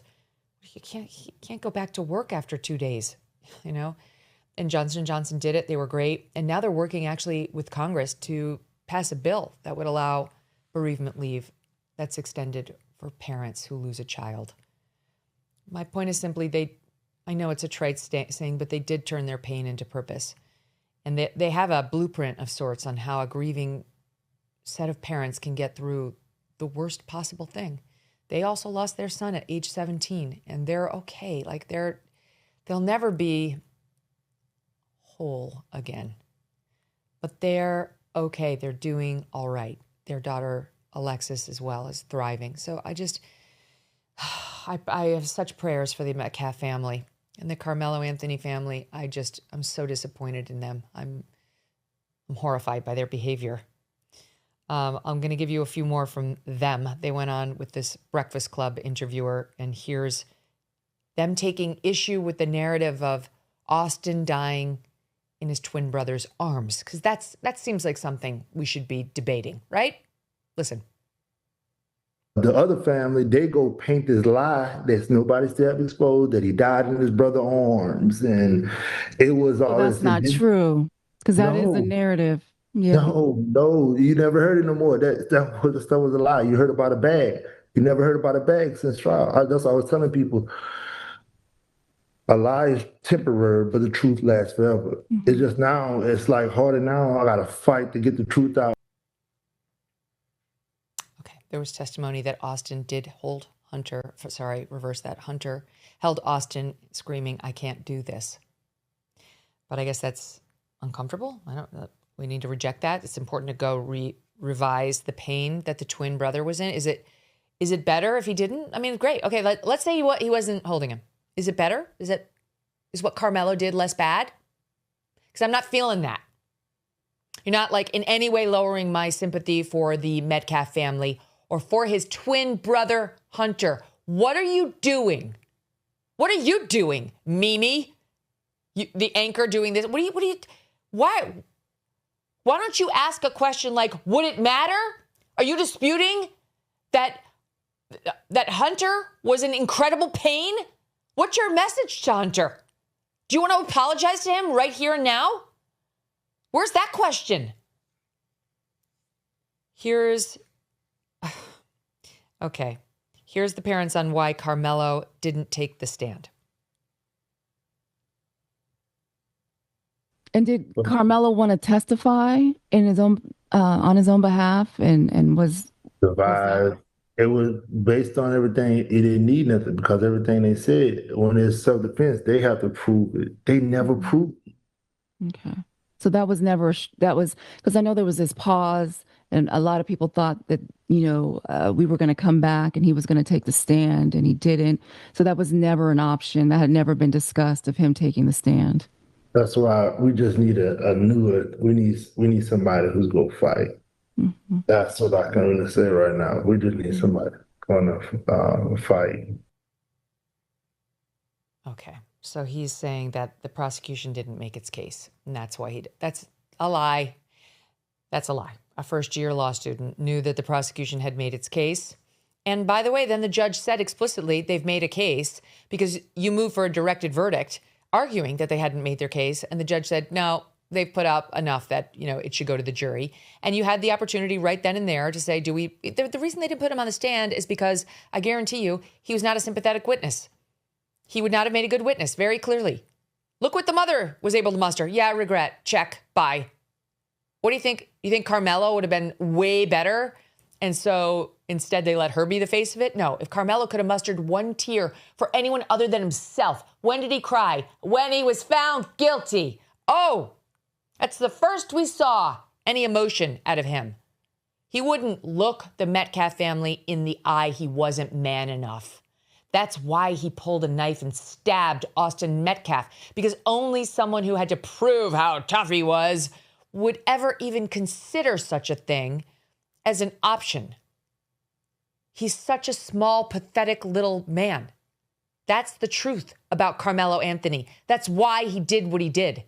He appears to have been raised by a couple of race hustlers, and therefore he looked for insult at every turn and almost certainly understood the please leave our tent directive as some sort of racist looking down upon you message, as opposed to you're on an opposing team. For today's purposes, we're in battle. That's how every athlete looks at these things. What are you saying? Even in tennis, my kids are in tennis, which is, it's not like hand-to-hand combat the way football or some of these other sports are. You don't really fraternize with the opponent during the breaks. After, yes, totally. But while it's going on, you're, quote, enemies. Not the kind that Karmelo Anthony thought they were, where you actually kill the other person, but enemies in that don't hang in my tent. For the next 4 hours, our only mission is to beat you, not to befriend you, not to hang out with you. And not to mention, you talk strategy when you're on the sidelines with the team, and you definitely don't want a competitor in the tent with you. Why didn't Karmelo Anthony know any of that? Like any athlete or someone like me who's not an athlete know that. Like we would all know that. Because he'd been raised by two grievancy race hustlers. Why else would they hire Dominique Alexander as the spokesperson? And why else would they be arguing the way they are with the grandmother? Racist, biased. You created this situation. You created what happened to your son and what happened to Austin Metcalf. Shame on you. All I want to hear from you is you're sorry. You're sorry. We're going to take a break. We're going to come back with Mike Solana, and we're going to discuss this and some other news. Don't go away. For 250 years, Americans have believed in a powerful idea that we were meant to live free. Free to work hard, free to move, free to enjoy life without being held back. But if everyday aches and pains are slowing you down, it might be time for you to declare your independence from pain. Relief Factor is a 100% drug-free, research-based formula designed to help your body fight inflammation, which is one of the root causes of pain. It's not a quick fix or a temporary mask. It works from the inside out, at the source. Relief Factor was created so people could get their lives back on their terms. Walking, working, exercising, and enjoying the moments that matter in one's life. And I have felt the difference too. I've used Relief Factor repeatedly. This year, as we celebrate 250 years of American independence, take a stand for your own freedom. To commemorate the big 250, they are offering a special patriotic price, just $17.76. So you can declare your independence from pain and take your control. It's just $17.76. That's 17.76. The 3-week quick start is ready for you. Visit relieffactor.com or call 800-4RELIEF. Ain't no fucking judicial justice for black people. How many motherfucking decades and decades have to go by where you don't receive that? Your justice is fucking frontier justice. They kill one of y'all, you kill one of them. Our toughest soldiers ain't gonna do shit. I'm talking to you. You ain't gonna do shit but kill up on your own. I don't even, what does that mean? You kill one of ours, we kill one of ours was killed. What is that? What do you? The narrative is being completely turned on its head. A white man was killed by a black man here. That doesn't make it the fault of all black people. It certainly doesn't make it the fault of all white people. What is this? Welcome back to the Megyn Kelly Show. We're going to bring in Mike Solana. He's the founder of media company Pirate Wires, as well as the chief marketing officer of the venture capital firm Founders Fund. And we have found him to have a lot of wisdom on a lot of subjects. Mike, welcome back. Great to see you. Great seeing you. Thanks for having me. This is kind of crazy. Oh man, it's right. This is kind of crazy. It's so nuts. I was listening to your segment. I think maybe one of the most striking things about this to me is we're not even inside of one of these crazy moments of racial tension. Like this is actually, we're not in the middle of BLM. We're not, this is, I mean, so much about this reaction reminds me of the OJ stuff. We have these famous pictures of mixed race college dorms. There's this one in particular where you see all of the white people watching this clearly guilty person get off in horror, and all of the black people cheering. There was a lot going on in the country at that time. It's totally inexcusable and abhorrent and honestly horrifying to watch, but like, it was still like, you could almost understand that things were really tense at that time, and this is the reaction or something. This is not even that. And it's just the whole thing is a reminder to me that there is this really frightening racial hatred sort of bubbling under the surface even now. And I'm just going to say it. I think the thing that a lot of people are dancing around is like, I think there's a racism problem among Black Americans in particular. It seems disproportionate. Some of them. It seems disproportionate. Right. Of course, not all. I'm saying by the numbers. You see polling. There's polling data on this where you talk about, how do you feel about this or that race? And Black Americans have disproportionately higher degrees of racism against other groups, and especially white people. And I think we want to not talk about that, but it does come up in moments like this. This whole thing feels super racially charged. You can't look at the reaction to this and think anything other than like, this, obviously, hopefully, minority of Black people, but sizable minority of Black people, believe that a white person being killed doesn't matter. It just doesn't matter. It's so crazy to me. I mean, honestly, like, we have dear Black friends. They're Christian, they're God-fearing. They would look at this case exactly as you and I do. They're not represented by these lunatics, but there's a fair amount of these lunatics running around in Texas, obviously, and online. We've seen so many postings that look at the harassment that the Karmelo Anthony supporters unleashed on the Metcalf family as they left the courthouse. You're going to hear this yelling, everybody. By the way, that first shot we just played from that man was from End Wokeness Online. This one's from TikTok chief Malo, who captured this moment here in shot 26. They're yelling at Austin's family here. I'm glad Austin is dead. He's a big ass bully. You guys knew he was a bully. You guys knew he was a bully. You guys knew that the I want you guys to know that I am 6 foot even. My phone is at my head, and the guy in the back is his brother. Karmelo Anthony was 5'9", 5'8", something like that. So you had 2 of those people standing over him. It's unbelievable. You knew he was a bully. They're yelling, we're glad Austin's dead. That's what she said right at the beginning. And for the listening audience, they get right in front of their car. They follow them, including Hunter, to the car and get right in front of physical intimidation again, like here too. You have to dehumanize. I think that the thing is like, you know that someone was murdered. You know that it was a kid who was murdered. To justify that, you have to dehumanize them in some way. And that's what I think a lot of people are doing here. I do say, so the internet kind of gives and it takes. I think a lot of this was probably amplified via, disinformation among a lot of these kind of race hustling people. They've activated a lot of people who now believe kind of inaccurate things about the case. And they really do think, for example, Austin was a white supremacist and he attacked Karmelo and all of this kind of stuff. On the other side of that, I will say, I was just saying, I think we have quite a bit of a race problem on our hands. It's kind of always bubbling under the surface. I did see last night, I was kind of doom scrolling on this. And for whatever reason, the algorithm, maybe it knew I was in a bad place. And it started sending me lots of Black influencers who were like, this is crazy. And you people are crazy. And you are making this, really bad. And so there was a good amount of that as well. I keep coming back to it. The next time and it is inevitable. I mean, you look at what's happening in Europe. We have a long history of this in this country. There's going to be a moment where racial tension flares again. This kind of thing will be much worse. It'll be much more pervasive. If this had happened in the BLM era, it would be, Karmelo might have gotten off. Like, that's the thing. I have a question for you about the juries, though. How do you, when you get people like this, if you get someone like this on the jury, like, how could this have played out? And then how do you maintain any kind of fair legal system in a world where people feel this way? The number one thing you got to figure out as a prosecutor is is there a respect for authority by this potential juror?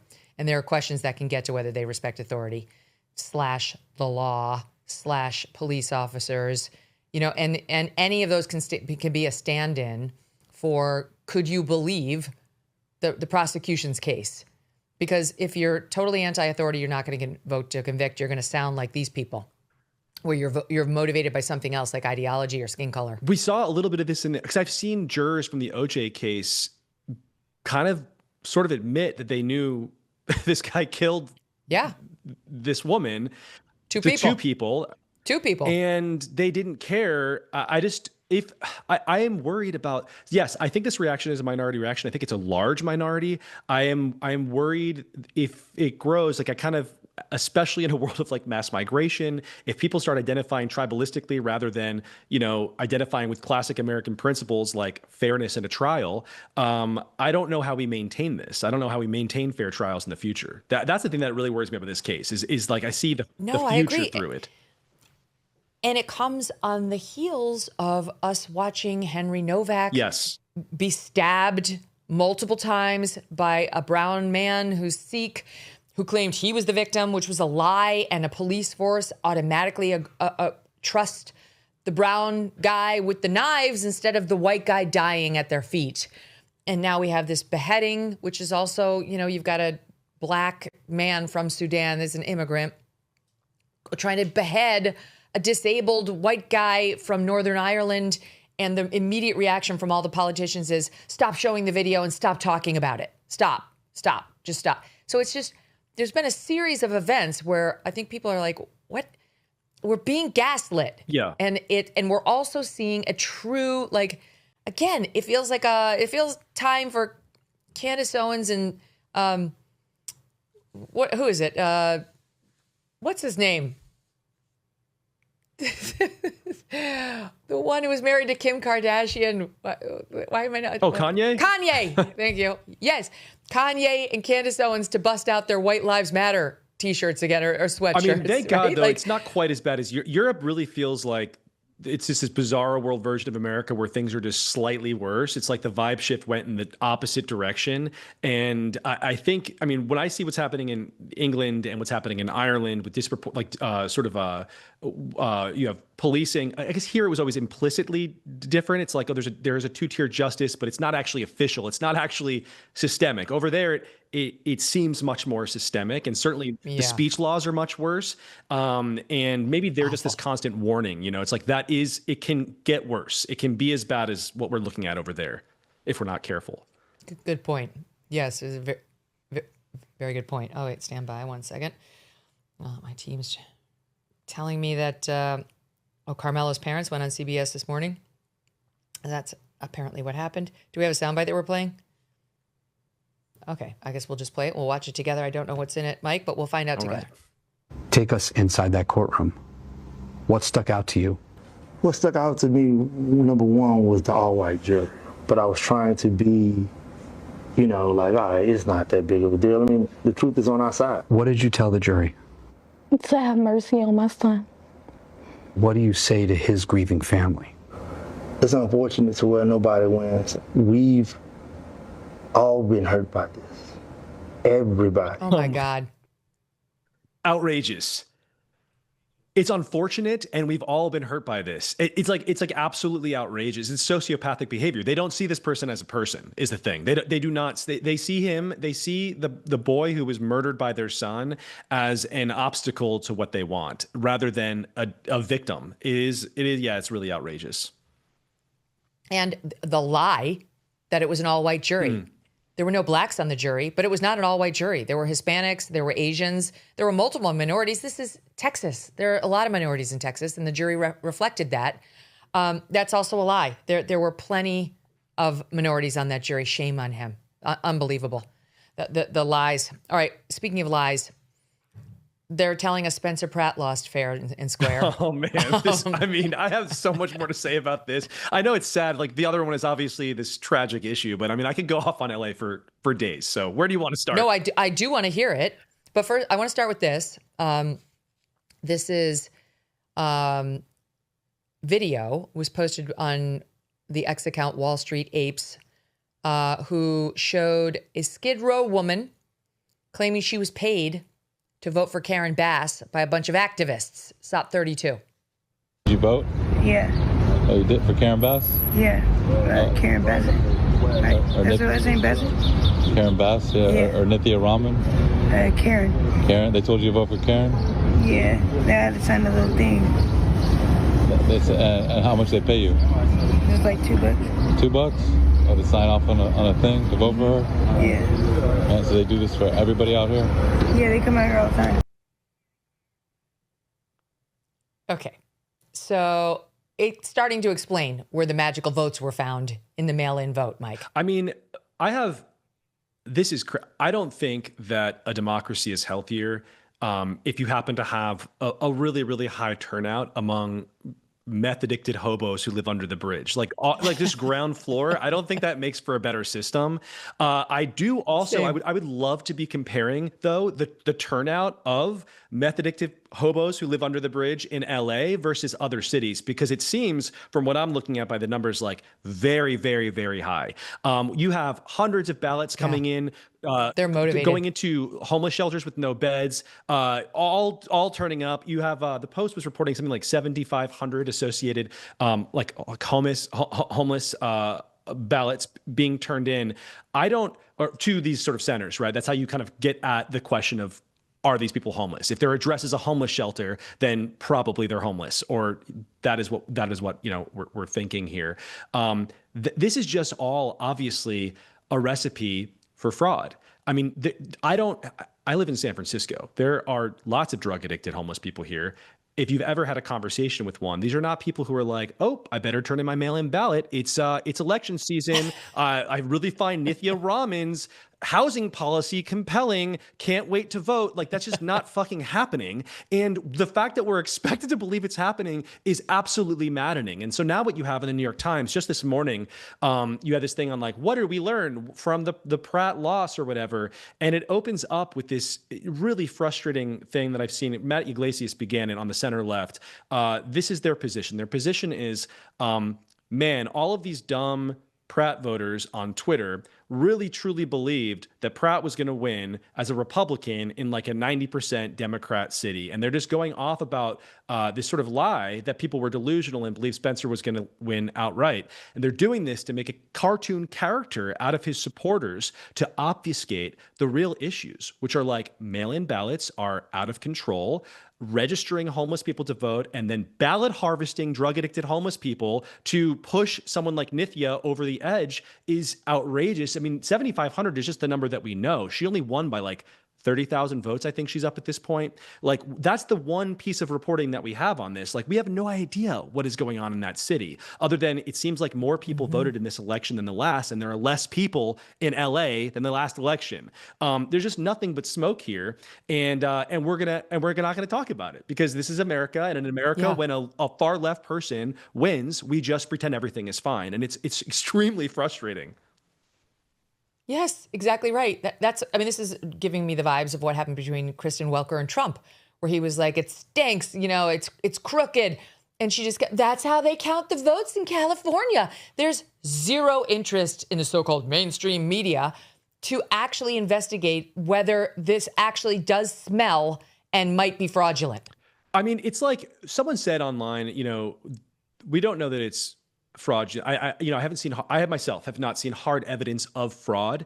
It seems like a lot of crazy things are just the law in California and in Los Angeles. And so what we certainly know is that it's rigged. Like, I think the word rigged makes a little more sense. Like, it is stacked against anyone who is not in bed with the hard left in Los Angeles. I mean, but I do think I used the word cheating the other day, because I think that's different from fraud too. But I do think it's cheating if the law is set up to say you can mark your ballot with an X or a slash.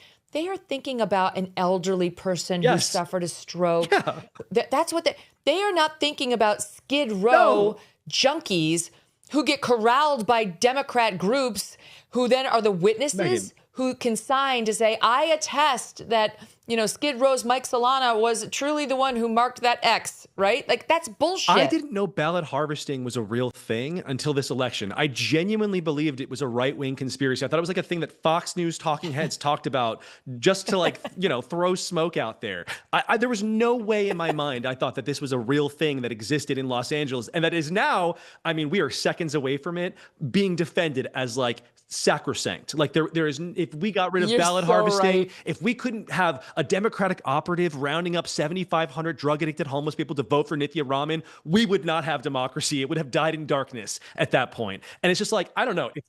I'm at the point now, it's if that is what we're talking about with democracy, I'm not in favor of that system. Whatever that system is, I know. That's not what I want. You're so right, though. We are a couple of minutes away from that because it's always no, it's not happening. Yes. And then it's oh, it's happening, but it's old news. Megyn, Everybody already knew that. You don't want meth addicts to... And then it's old news and it's good for you. You don't think meth addicts have a right to democracy, Megyn? That hobo living under the bridge, you don't think that you don't want to hear what they have to say about, giving more homeless people under the bridge money? Why not? You're such a terrible person, Megyn. Of course that's what's going to happen. Elitist, ableist snob. Yes. Yeah, ableist. Right. Okay, great. Ableist. Fine. You don't think they can't control it, Megyn? They have a disease. You have to listen to what they think about police brutality. Maybe, but also here's a practical question. If they're living under a bridge, what is their address? I know people in Los Angeles who are in Los Angeles, but they're just a little too far south or a little too far north. They could not vote in this election. Where does this person live? I don't understand how I don't understand that piece of the puzzle. There are practical questions, there are moral questions. We're not going to get answers to any of those questions, though. Yeah, and I read one report that said, even if you're going to go with, okay, every single homeless person at this shelter went through this ruse of the slashy mark witnessed by some Democrat operative who then clearly filled in the name Nithya Raman. Even if we're going to go with that, is that's how it was done, and technically it's within the letter of the law. I read a report, I can't remember the paper, but it was a credible paper. It was either the Times or the Journal. I'm trying to remember. Anyway, they reported that the numbers were too big for the homeless shelter. They didn't have this number of homeless at these particular shelters. So there's reason to believe even the fraud, cheating, whatever, as set up is being exploited. They didn't have the beds, and of course wrongly. we know that someone. Wait, stand by. I'm going to hold you over because we have more to do, but I got to squeeze in an ad. Don't go away. For the first time since World War II, our national debt has exceeded the gross domestic product. America's reckless government spending keeps catching up with us. Higher inflation, higher prices, higher cost of living expenses, and higher interest payments on the national debt. Every dollar Washington spends on interest is a dollar it has to tax, borrow, or print. Smart retirement planners prepare for potential setbacks, and they can do that by diversifying with a time-tested asset known for weathering the storm. Consider physical gold from Birch Gold Group. Text MK to the number 989898 and Birch Gold will send you a free info kit on converting an existing IRA or 401k into a tax-sheltered IRA in physical gold. You don't pull the ripcord on your parachute once you've already hit the ground. Don't wait for economic turbulence to diversify. Text MK to the number 989898 and consider owning some gold from Birch Gold. The petitioner, Brenda Brown, hands cash money to the homeless person, not only for signing the California ballot initiative, but also as payment for them to register to vote. Now, because you haven't registered, I need to register you so I can get paid too. I'm paying you guys, I need to get paid. Come on. That is a federal felony. And it didn't just happen once. It happened over and over and over again. We personally witnessed and covertly filmed this happening at least 28 times over the span of our investigation. And that is just in Los Angeles. Many of the homeless have zero understanding of what it is that they're actually signing. Amazing. That's James O'Keefe, the intrepid, getting firsthand evidence of what happens in California in order to make those votes magically go Democrat. Welcome back to the MK Show. Mike Solana is back with me. He's the editor of the must-read, fearless publication, Pirate Wires. Go and subscribe now. Mike, that's the thing, is like the dismissiveness of the Kirsten Welkers of the world and all of the media. And so now we're stuck with the results. Like, how is she not even talking? Go ahead. Sorry. No, I was just gonna say he's not gonna move on. There's nothing we can do about it. There's not gonna be a court challenge in time that's gonna change any of this. And it leads to disillusionment. It leads to, people feeling disaffected. Yeah, not to this. He's done. Pratt's. I was really to Pratt for what it's worth. The moment the fires happened, Pratt came out of the gate. I was like, but before he was even running, I said, this man's a journalist. This is a star is born. I followed his career before the fires. I thought he was a smart guy before all that. I followed him during the Hummingbird Crystal saga, and I followed him during the fire aftermath. He is talented. I think that he kind of rose to the occasion, and he'll probably run. I think he's going to run again. And that will be a different campaign, perhaps, if we can get the election stuff under control in the state of California. The world of mail-in ballots is so new. That's the thing that we also aren't thinking about. Like this mass mail-in ballot moment. New and awful. It took them, and I think it took the activists a minute to learn how to game the system. And we are now in the gaming the system moment. And if we don't do something about it, it's just going to get a lot worse. There are a lot of really important ballot props coming up in California during this next general election. This kind of stuff, this kind of behavior could be really bad. It's important. That clip that you showed is really important. I think that I'm pretty sure that woman is being, I think she is she not being, she's being investigated by the federal government. Like that's not going to just, nothing, it's not like nothing's going to come of that, at least. I think that law will be followed. Yeah. I'm concerned about all of the stuff that's technically legal that should not be legal. And these really crazy negative outliers that we're seeing for the first time, because the system is new. It's new and it's awful. On the subject of Spencer Pratt, all right, so he's he hasn't conceded exactly. I guess technically we have till July that these votes are going to be counted. Yeah. It's kind of crazy, but we know he lost. Yeah. And however he lost, he lost.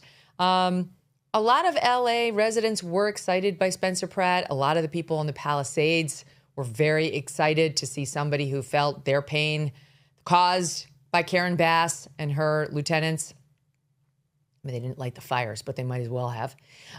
They were excited by him. Does Jimmy Kimmel, who's a California resident, tap into that at all, or at least stay away from it just out of respect? I'll do that sometimes. Sometimes I'll be very fired up on an issue. And just out of respect for people, I just won't go there because it's I don't always feel the need to rub people's noses in a political loss or what have you. Well, let's check in. Stop 39. So now we wait to hear from Spencer Pratt. He clearly promised that if Karen Bass or Nithya Raman were elected mayor, he's going to move out of L.A. He said he was done with L.A. And Spencer, if you're watching, we are so sorry to see you go. What we do know, we're going to miss the hell out of you. You're a man of your word, and you've got to go. You said you were going to go. And I know things might be tight right now, especially the out-of-state donation money is running out. Moving is expensive. So to help you out, we rented you a U-Haul. It has plenty of room. It's got 2 beds, tables, chairs, all your crystals, whatever you want. Our staff spent the whole day decorating it for you. And everybody that will notice you and wave goodbye as you leave. And I hope that you and Heidi are happy wherever it is you go. Honestly, Mike, what did he do that's so abhorrent? Oh. He really wasn't even incendiary the way Trump is. I mean, he was honest. He was a straight talker. But I genuinely don't think that's warranted. He was succeeding. That's what he did that was so abhorrent. Anyone who is successful at getting a message out that is contrary to the state message is going to be punished by the state sock puppets, such as Jimmy Kimmel. That's his whole job, is to get up there and terrify people into holding the party line. And it's just the Democratic Party line has become increasingly untethered to reality. And so it looks extra shocking to see someone up there making fun of someone who lost literally everything that he owned and that his mother owned in a fire. That seems shocking to us because we're still, relatively based in reality. And he's just not. He's not, and he can't. His job is to defend the crazy things. And meanwhile, Jimmy Kimmel is sitting fat and pretty in some, I'm sure, Brentwood or Beverly Hills or Bel Air mansion, undoubtedly with coastline views and multiple other homes. And it's who are you? You're going to mock the fact that money's tight now that the donations are drying up and he has no home to go home to? Like, that's sick. There's like, again, like the lack of any sort of consideration for somebody who probably is hurting right now and who really just wanted to help people. Like, Yeah. he didn't have to throw his hat into the political ring. Right. I saw some people. I mean, another popular thing that I'm seeing on the center left is this idea that, Republicans need to learn from this. They're running these crazy social media people who don't know anything for mayor. There was nobody else running for mayor in Los Angeles. Spencer had the nomination, or not the nomination. There was no nomination. Spencer was running and succeeding as the Republican because there were no other people stepping up. And that's a problem that we have across the country. Wait, can I just say something? If that's how they feel, why do I have to look at Jack Schlossberg for 2 minutes? He's done nothing. That's Caroline Kennedy's son. That's all he's done. He went to Harvard, he went to Yale, and literally all he accomplished after that was like a couple weeks stint for, I think it was Vanity Fair, writing about the Democratic National Convention. That's it. He did another 2 weeks for John Kerry, at the State Department, which was obviously disastrous because it did not lead to a full-time job. And now he's running for office in New York. If you really feel that like social media game isn't enough, why did Nancy Pelosi endorse that loser? Well, right. I mean, the other funny thing about it is we don't have to even go outside of LA. The other people in Spencer's race didn't have much experience. What was Karen Bass's experience? She was a community organizer before she got into politics, and then she burned the city down. Is that okay? I mean, she's experienced. I'll give you that at something. It was just doing something terrible. Like, she was experienced at massive damage, the worst fire in the history of the city. And Nithya Raman moved there in 2015? I think she married some rich Hollywood guy, and she's on city council. That's okay. Like, that's a nothing position that has nothing to do with actually being the executive of a city. She doesn't have the experience either. None of these people do. The experience thing is only thrown at people who you don't agree with what they're saying. What was Spencer doing?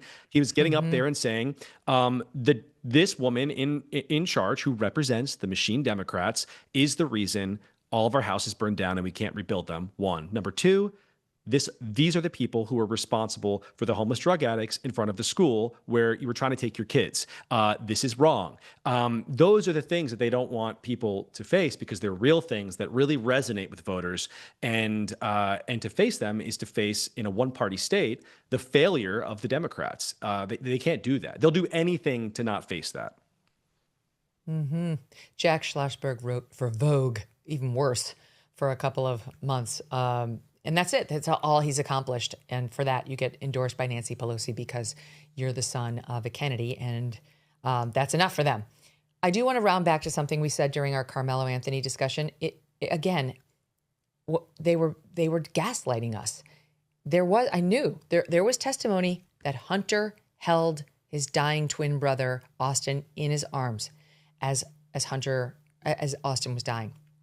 And I got that from their father, who testified to it during the penalty phase of the trial. He got up there and said that that was the case. And there was another witness. There was a witness named Joshua Redman.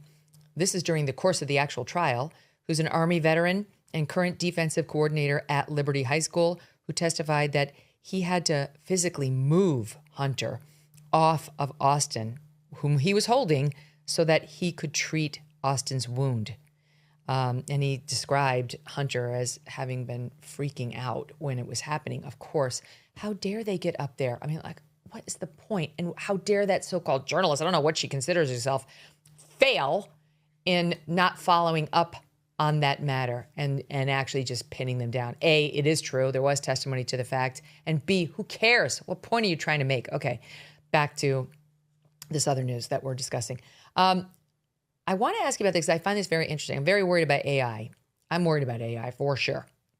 And I went on Sean Ryan 2 weeks ago, and I said to him, if we're doing this, if we're really going like balls to the walls with all this AI and the hundreds of billions of dollars that are being invested in all these tech companies now to develop it and develop it fast and before China, the American public should have a piece of it.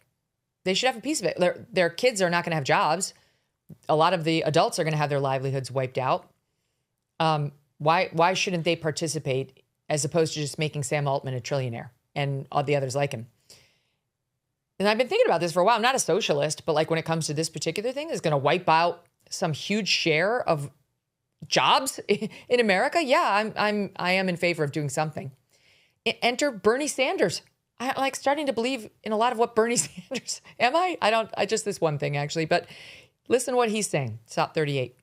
The foundation of AI is our collective human intelligence, our books, songs, artwork, journalism, computer code, scientific research, videos, conversations, images, and ideas spanning generations. As Sam Altman himself acknowledged, AI models were trained on our, quote, collective experience, knowledge, and learnings of humanity, end quote. The reality is that big tech oligarchs have fed this knowledge into their AI models without permission, acknowledgement, or compensation. In other words, the creative work of millions and hundreds of millions of people has been stolen by the wealthiest people in the world. The time has come to reclaim what was stolen from us. What do you make of it? I hate to disagree with you. Love to be on the same side. No, go for it. I love disagreement. I think Bernie is a genuinely evil person. I think this is the face of communism. I think it's really dangerous. I want to lay out, though, first of all, like where I see y'all coming from. If what has been said about AI is accurate, and we're looking at the obliteration of all human jobs, and then it's like a giant question mark about how that's supposed to work out for us.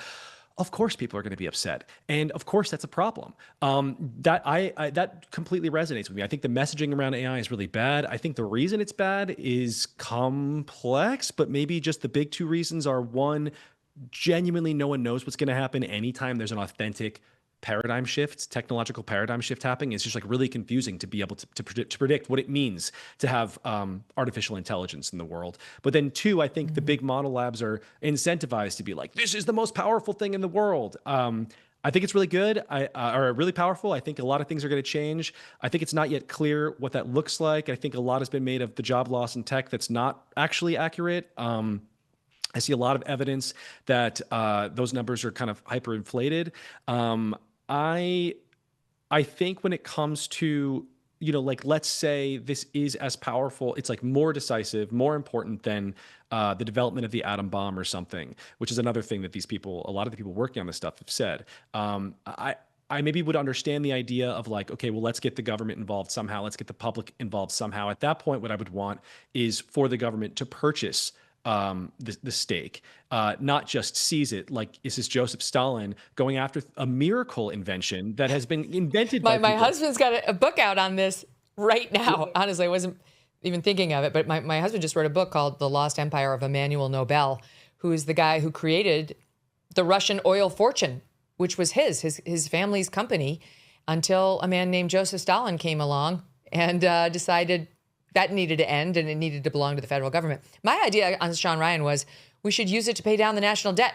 Whatever huge portion of it we're going to take, it wouldn't be like a check to people at home. It would be something to pay down that 30 trillion plus. Well, so of course, this is the reason that it's being used by people like Bernie Sanders at this point. It's like, this is the same reason we're talking about a wealth tax in California. It's always, how do we demonize these random nerds with a lot of money in any way that we can that's going to take blame off of the government for fucking us in a million different ways. We start with the national debt. We could talk about the cost of housing. It's like, why isn't Bernie Sanders talking about mass migration? We know that why does the law of supply and demand always matter in any other case other than, millions of people moving to a country that can't build housing?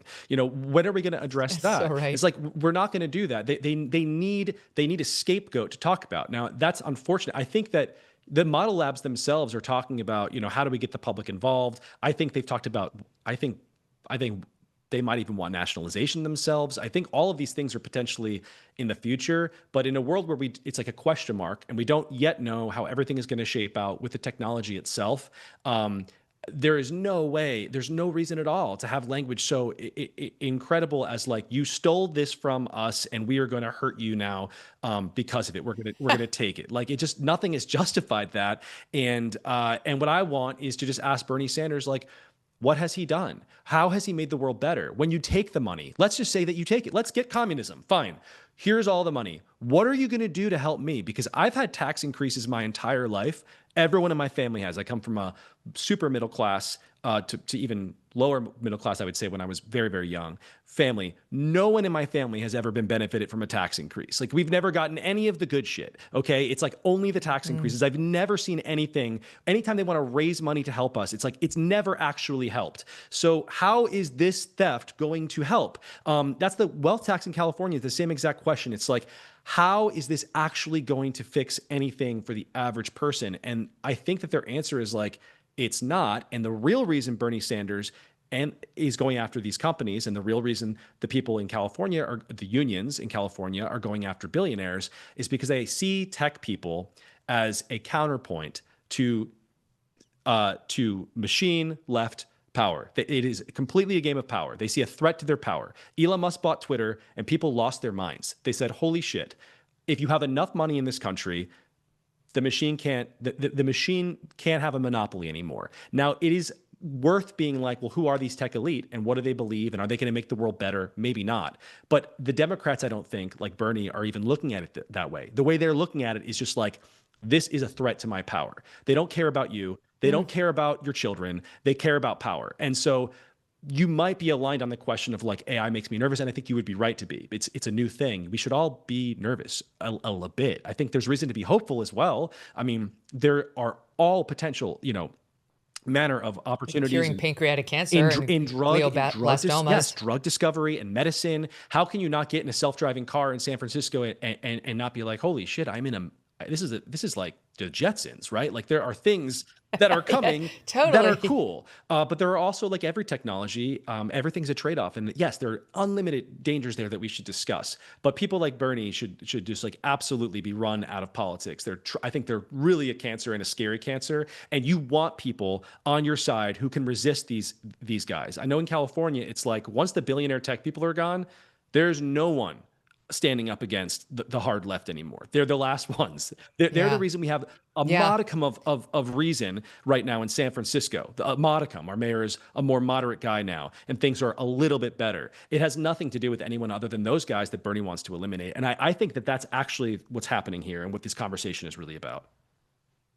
I take your point. I do see a distinction between the billionaire tax in California and what are we going to do about these tech oligarchs who are going to be trillionaires while they take away our kids' jobs. Like, that seems really unfair and wrong and morally evil. But we'll get there when we get there. We got to start thinking about it. I will say the other thing in the tech company's defense, you gave those 2 points. I think number 3 is they are not natural spokespeople. We've seen that. Like, love Elon, but I wouldn't compare him to like Reagan when it comes to the great communicator. Mark Zuckerberg, admittedly, is the same. He always mentions it when he testifies at these trials about how inept he is at communicating. Sam Altman, total disaster. So like, I'd be much more worried if it was like the American Conference of Trial Lawyers who's building this thing, because they could get out there and actually spin us. They could sell, they could argue, they could literally, logical reasoning on us as long as the day is long. But these guys, they're not that great at it, Mike. You're a better spokesperson. Well, thank you. I mean, I think you're right.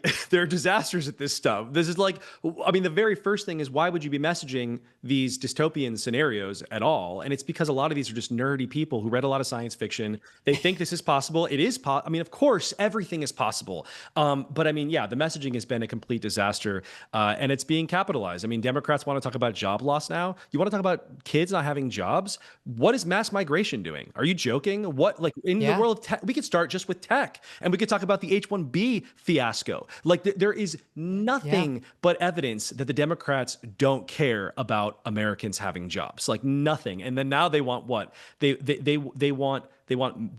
to say they care about jobs, but also we need mass migration. It's like, of course they don't care about these things.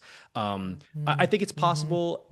I think it's such a hard thing to talk about because, again, you're building something genuinely new. I think that always comes with opportunity, tremendous opportunity that is difficult to see. Whereas we're humans and we're wired to identify danger, and that's good. That keeps us alive. But it can also mean sometimes that we're at risk of destroying something that could really be beneficial. Now, I think it's good to be vigilant, and I'm glad that you are, and I'm glad that Ryan is, and all of these people are. I mean, again, people in tech are as well. It's like a huge topic of conversation, maybe the defining topic of conversation in tech right now. But I think you don't ever want to take the side of someone who would only want to destroy something to destroy it, not to help anyone else. Mm-hmm. Yeah, and who has a pattern of trying to destroy just successful Americans, just out of, I don't know, bitterness, envy, greed, or more communist type philosophy. Yes. A pleasure to see you again, Mike. It's just made me miss you all the more. Please come back again. Thank you for having me. Mike Solana, everybody. Check out Pirate Wires. You will be glad you did. We are back tomorrow. We'll see you then.